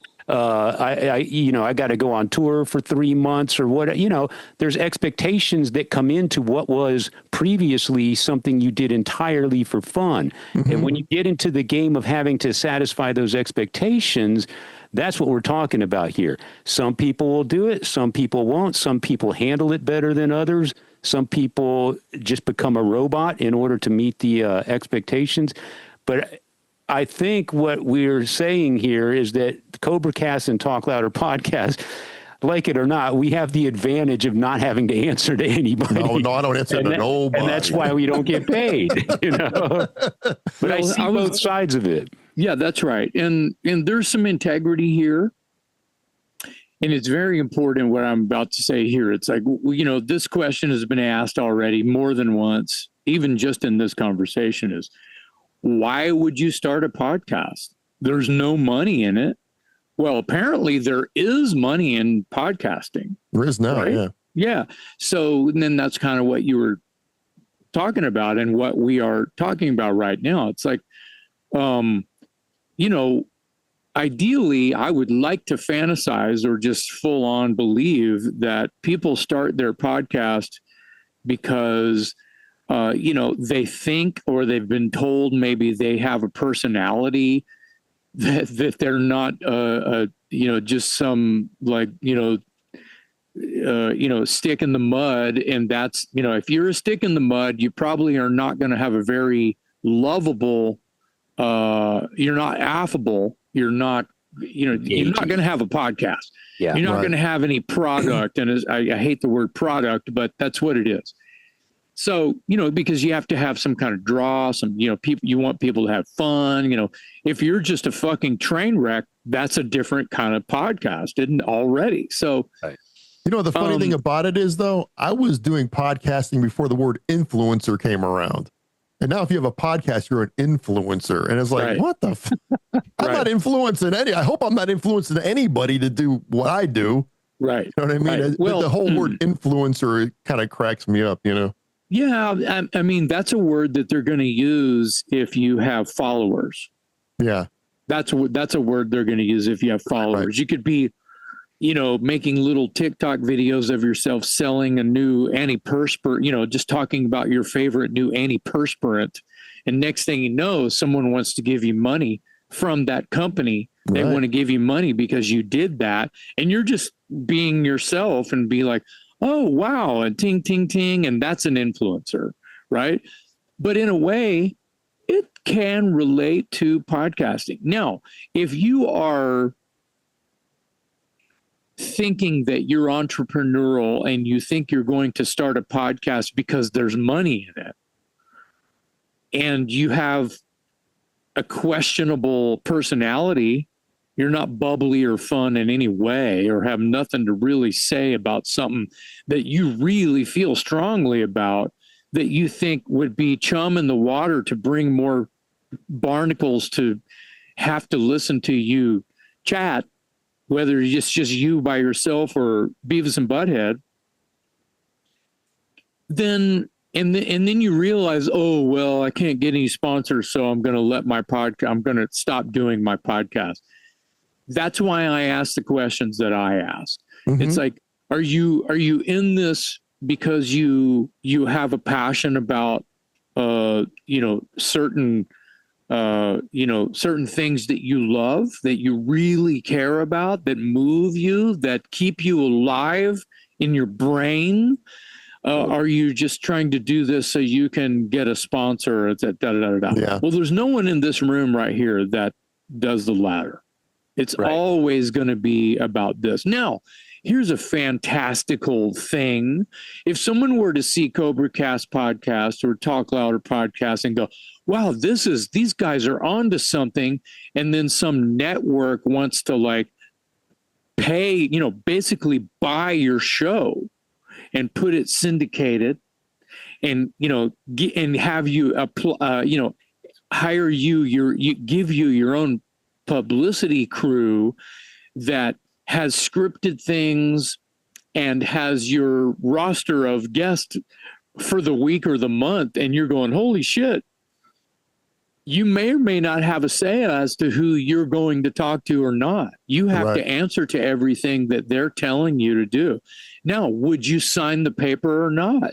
Do you see what I'm saying? Yeah. That's what Dave was saying a minute ago. Yeah, that's what he was saying. Well, would we want to do something like that? Is a fair question. I mean, part of me would say, hell yeah, or be like, I don't have time to do that. Right.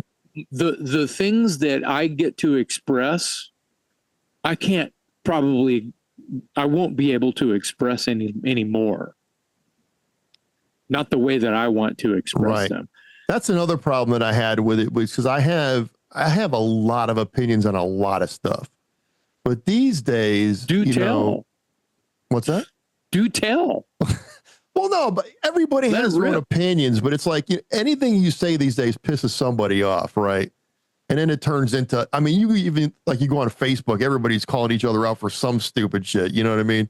And I always kind of kept it, not say non-political or whatever, but I was neutral in everything. I have a lot of opinions that are pretty strong, but I kept it neutral because I didn't want to piss anybody off of my audience or whatever else. You know what I mean?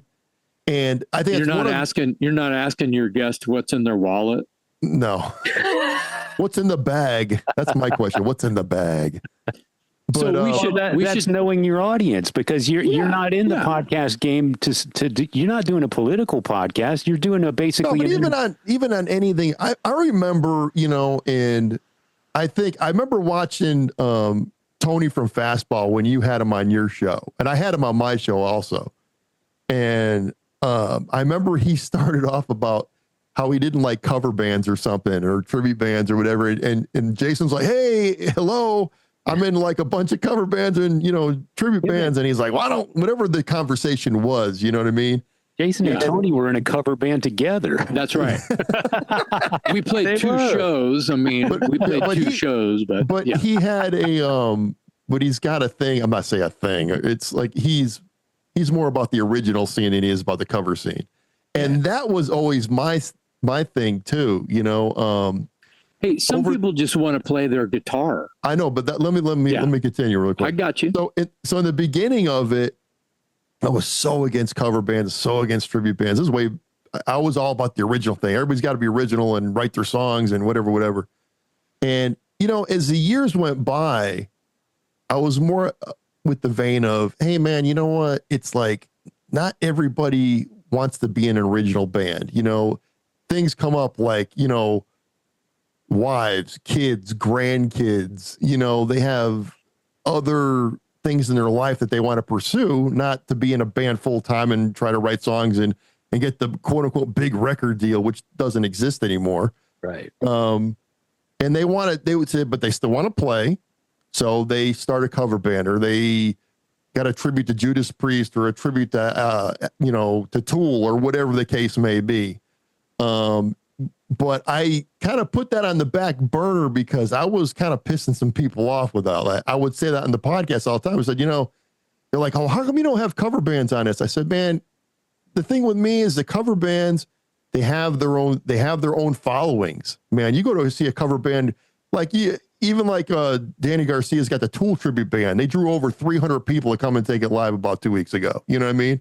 And I'm like going, why can't we build up that Austin original scene to bring those kind of people in for gigs? You know what I mean? Because because people would rather eat McDonald's than at a nice sushi restaurant. Exactly. I mean, there's a built-in audience for a cover band, and I'm not knocking cover bands. I'm just trying to draw the distinction to what you're saying, Bobby. And they don't have to write what I call good songs. They just play someone else's good songs. So that's the reason why I would always have original bands on, because I said they're fighting for crumbs, you know what I mean, to try to get them promoted and get them sort of like what they did with Capsize, with Nathan years ago, and still does, Yeah. He's, I don't think he covers, cover bands or tribute bands. He does all the original stuff. He does actually.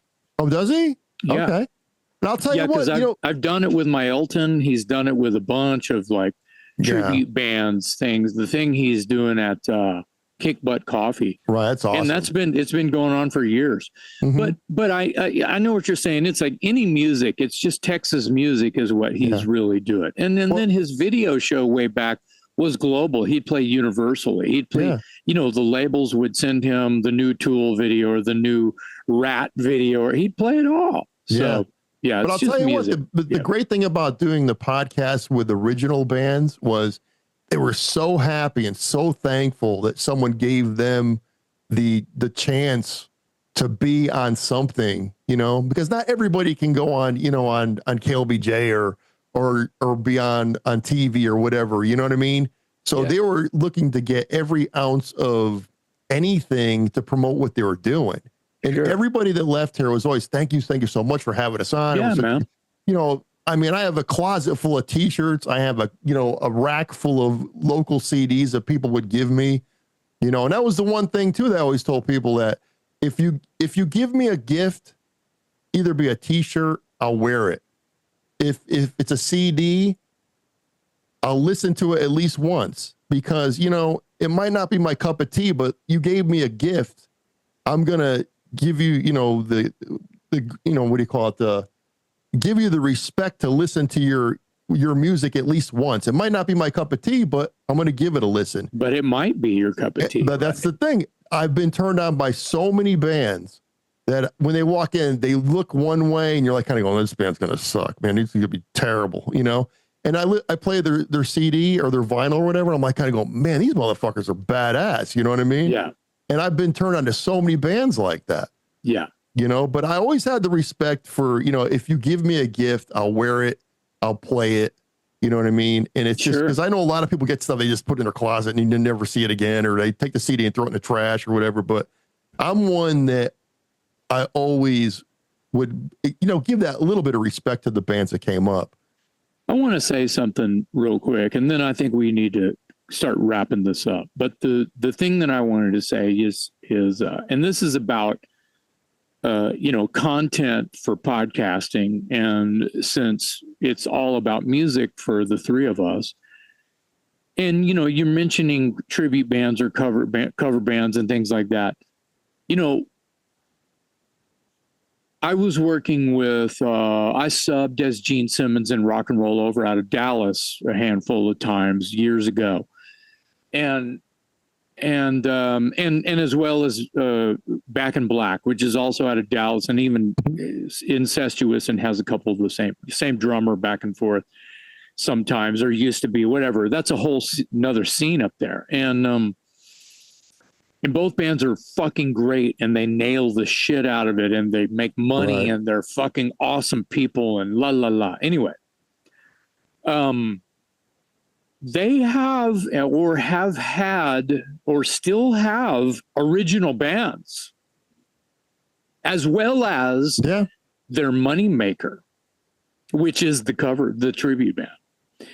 So if they wrote songs, they went to, they record them, they put them out. They couldn't draw anybody. You know, thank God I got a side project. You know, their side project is their original fucking band. Yeah. Because how they pay the bills, singing Back in Black. Mm-hmm. You know what I mean? Big time, yeah, 100%. So what is wrong with that is my political stance on you know, musicians who are, for the most part, in some kind of successful wedding band, which is a cover band. A wedding band is a cover band. Sure. Right? So, yeah, 100%. Yeah. So, you know, if they can slip in an original song that no one knows, I mean, that's nice. Do they probably do that without getting in trouble? No. But wouldn't it be nice that, you know, to be able to play the songs that inspired your original stuff, which is what I do. It's a guilty pleasure. I'm AC/DC, Judas Priest, I had Metallica, I've done Kiss, right? Those are important to me. Those bands are fucking important to me. Right. And they've also influenced my writing, my singing, my style, my technique, everything that is about me. I have an Elton John tribute, huge inspiration. Which is fantastic, by the way. Thank you very much. All of the above have helped me become a better songwriter. So whether I'm in tribute bands or not, my original material is definitely paying some type of homage to those bands that I don't mind being in a tribute band, you know, with, or, you know, anyway. So I just wanted to say that, and, you know, podcasting, and whether you're having, you know, like we had Mike from Back in Black on our show, mainly to talk about how the band formed yada, yada, yada, what they're doing, what their touring schedule is, because it's fucking huge. No, I wouldn't doubt it. Yeah. And the fact that they had a number one on Amazon with their documentary that was titled My Stupid Tribute Band. Yeah. Which their head's in the right place. Well, that guy almost got in AC/DC at one point. The singer, right? Yeah. Mm-hmm. Darren Caperna. Yeah. So from our perspective, or at least from my perspective, I won't speak for Jason, but the catalyst for having them on the show for me was they had something timely. They did have that Amazon documentary film out. I watched it. It was cool. And the singer did get so far as to audition with AC/DC, stood in the room and jammed with Angus Young. That right there is a podcast to me, right? Yeah, exactly. And then the fact that they happen to be a money-making tour, they actually go on tour and make good money. That, to me, that was third on the list. They're well known. I mean, they travel continents. They don't just play around Dallas. Well, it's sort of like that Brit Floyd band that does the Pink Floyd tribute. You ever seen them? I have not. I don't know. Those guys are massive. They're playing Red Rocks and they're doing all. They play here. They play. I think they did Cedar Park Center at one point and sold it out. They sell it, but they're like a since Pink Floyd's not around anymore, they do the full on. I mean, it's like a mini Pink Floyd show, but it's the same kind of thing. And the band is amazing, and but it's. That's the thing. I think what's going to happen with that whole scene is because one by one, Ozzy just passed away. And at some point, Aerosmith's going to be totally defunct. I don't even know what's going on with those guys anymore because, man, when I saw Steven Tyler at the Ozzy thing, I'm like, man, these motherfuckers are going to be back, I don't think Tyler can tour. He did a one-off gig at the Ozzy thing. That was probably his first time on stage in a year. He can sing 30 minutes. He can't sing 2 hours. Oh, really? Exactly. Well, but what I'm saying is people want to hear that music. Now the Kiss is gone. There's the biggest one probably, people still want to hear that music and see those shows. So people are going to, are going to capitalize on that.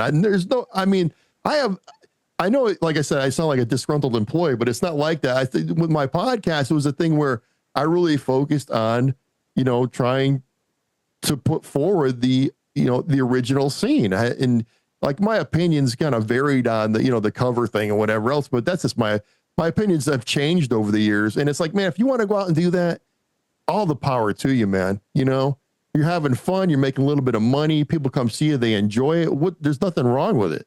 Go out and just crush it. You know what I mean? It's a lot of work, man. Your costumes, I know it's a lot of work. Your costumes have to be right. Your stage show has to be right. It has to be right. So that turns into work, and you have to spend time and money building that shit.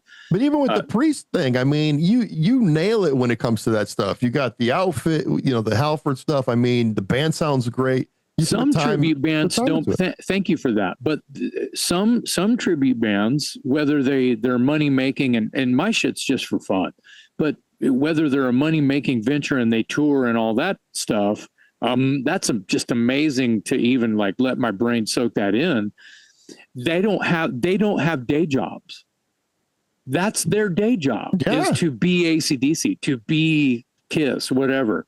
So they're putting money into it, so it's a working machine, and they're dedicated, so it becomes their lives, and they have to be okay with that. You know what I mean? They have to it's like, do they get tired of AC/DC? Do they get tired of Kiss? Obviously, they're not allowed to. Yeah, no kidding. Because it pays their mortgage. And again, to talk about Back in Black, they have an original band that put out a record a couple years ago that I own and I love it. And I hear them on Amazon. I use Amazon, but YouTube, Amazon, Apple Music, Spotify. It's called Stripwire, and it's fucking great. And guess what it sounds like? AC/DC. Sounds like the lost AC/DC record. So talk about, people, brothers from other mothers. That's kind of where I am with all of my original, not all of, but a lot of my original sound comes from well, I love AC/DC. Well, duh, listen to Broken Teeth. I love, Van Halen or Rat or whatever. Well, listen to Dangerous Toy. I love Elton John. Listen to my stuff that could be considered a solo record that I might be thinking about. So the point is, it's the same. So, podcasting can be another podcast can influence some other person to want to have a podcast because of something that we're doing or saying. Mm-hmm. It's all relative. It is. So Bobby, thank you.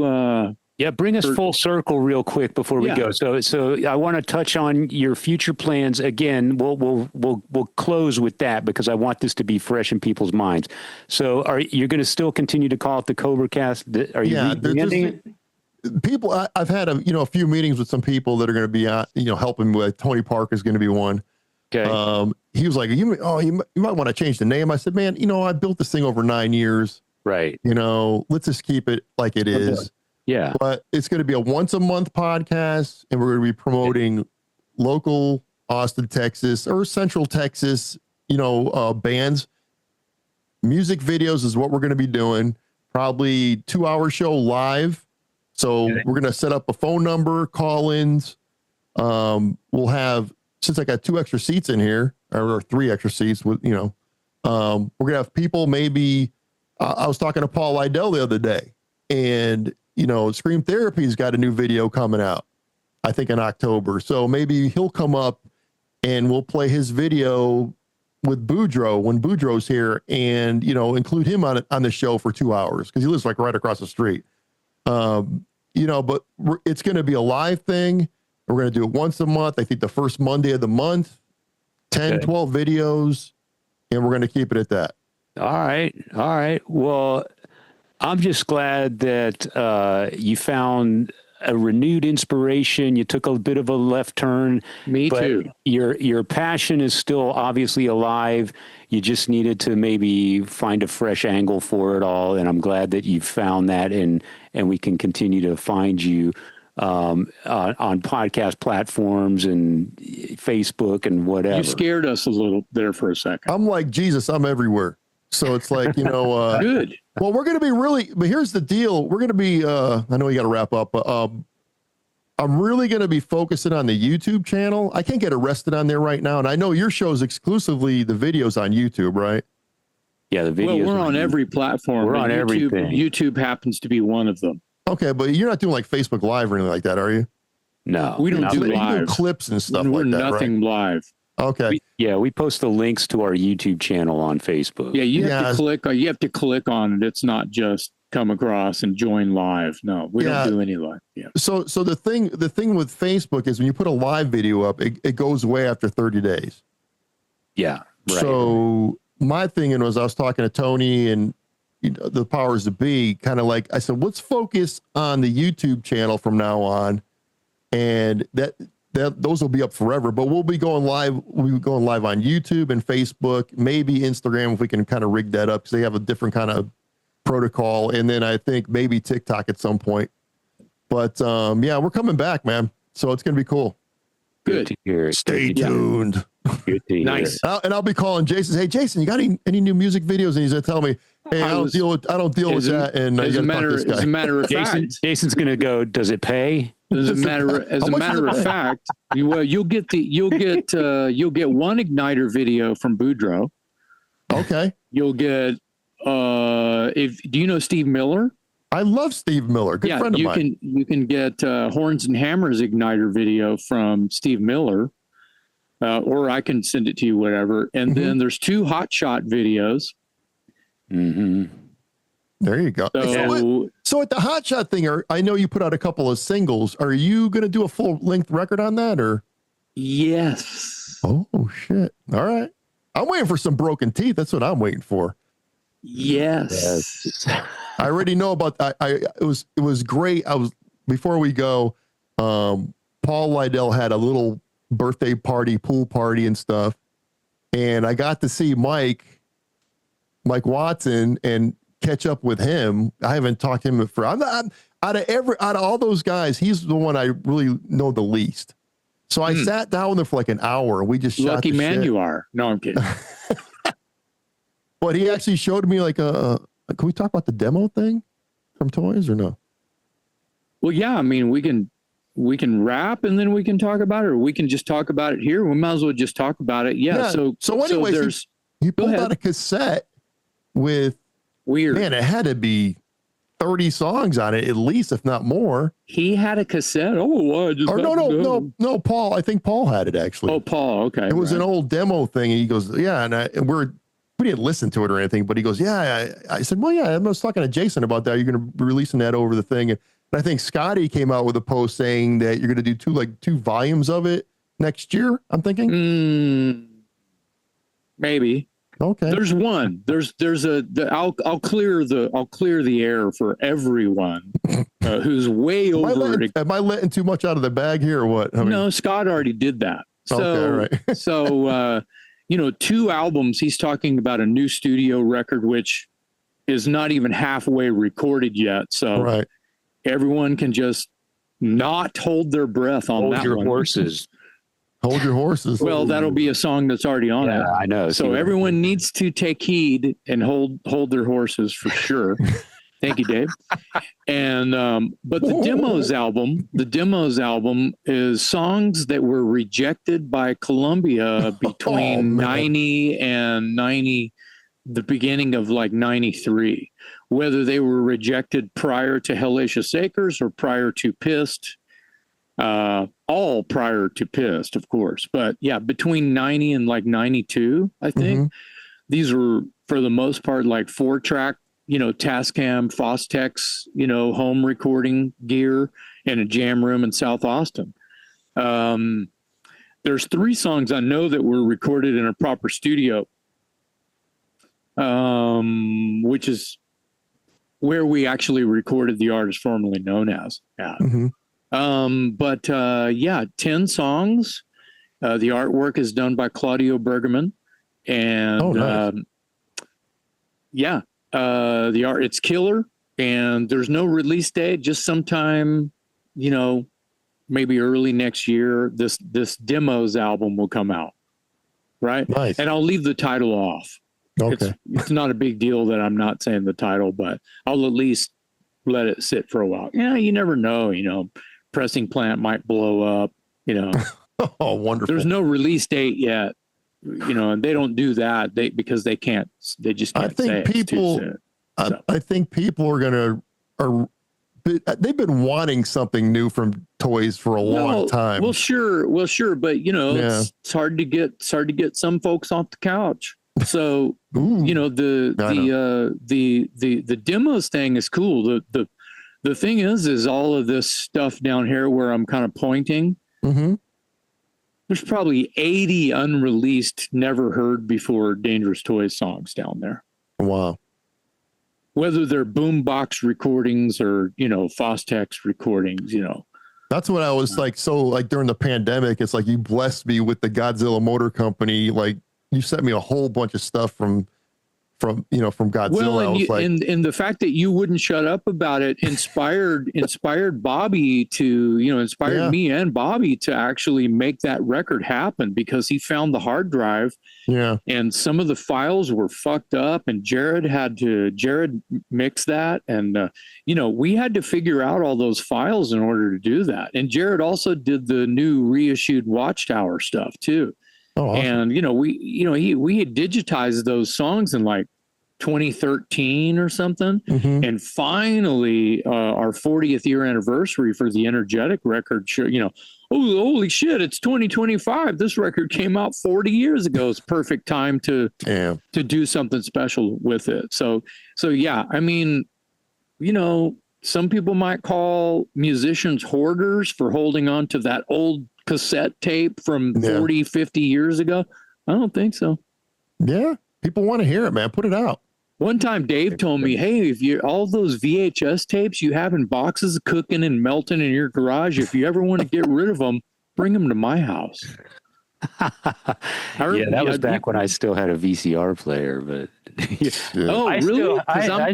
I still have a box of this stuff here, and I don't even have any way to play it. But I'm just a collector like that. Well, now you know what you're getting. Now you know what you're getting for Christmas. Hey man, cassettes are making a comeback, so you know. I know. I've heard. Isn't that crazy? Well, man, I'm glad you are going to be back with us, back on the air, doing what you do, promoting music, and I know it's a passion of yours, and everybody needs a break once in a while. But I'm glad it wasn't a long break, and I'm glad you got a fresh new angle and some fresh new fire, and you're going to be back promoting music again real soon in October. I just want to have fun and hang out with my friends.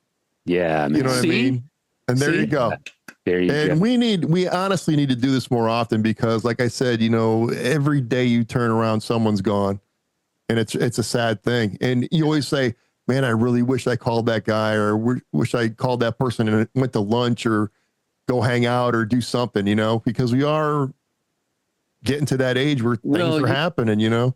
Bobby, you've been really good about checking on me, and I'm sure that you go through your phone and just bug as many people as you can, and I think that's no, I'm being serious, dude. Just a cool check-in, man, is goes a fucking long way these days, and it pertains to exactly what you're saying. So so thank you for that from me and all your buddies, just for being that guy. Well, I know you must be really hard up for guests if you have me on this thing. So, no, dude, you Paul said McCartney canceled, so we did. You know, God couldn't be here today. So So you got the next worst thing. The next worst thing to God is let's call Bobby. What's Bobby doing? You know. So now comes the time that we kick you out and talk shit about you. But you the two of us. Well, it's called an intro. Yeah, and talk louder words. It's called an intro. So we have to shoot your intro. We'll be kind. Of course. We are some of your biggest supporters, i.e. you are supporters of us. So yeah you already know what it's going to say. Hey, and Dave, I'm glad that camera is still kicking. Still kicking, man. Absolutely. 4.5 years and still going strong. So thank you. Have you revamped the firmware and stuff on it at all? No. Have you updated the drivers, Dave? I don't even know what that means. I'll tell you what, this other camera I have, I got to update it all the time. That's why I love you, Dave, because you don't know what that means, and neither do I. I talk. I don't do technology. I'm glad I look real pretty today, and I sound real good. So you know. It's true. You do it's indeed. True. I'm a handsome man. I can't help it. Making us look bad. God created this, and that's just the way it works. It's a blessing and a curse. Well, we appreciate you, Bobby. You wear it well. Wear it well. Bobby, thanks for being with us today. On behalf of my co-host, Jason McMaster, I'm Metal Dave Glessner, along with our special guest today, Bobby Sharron on the Talk Louder podcast. Love you guys.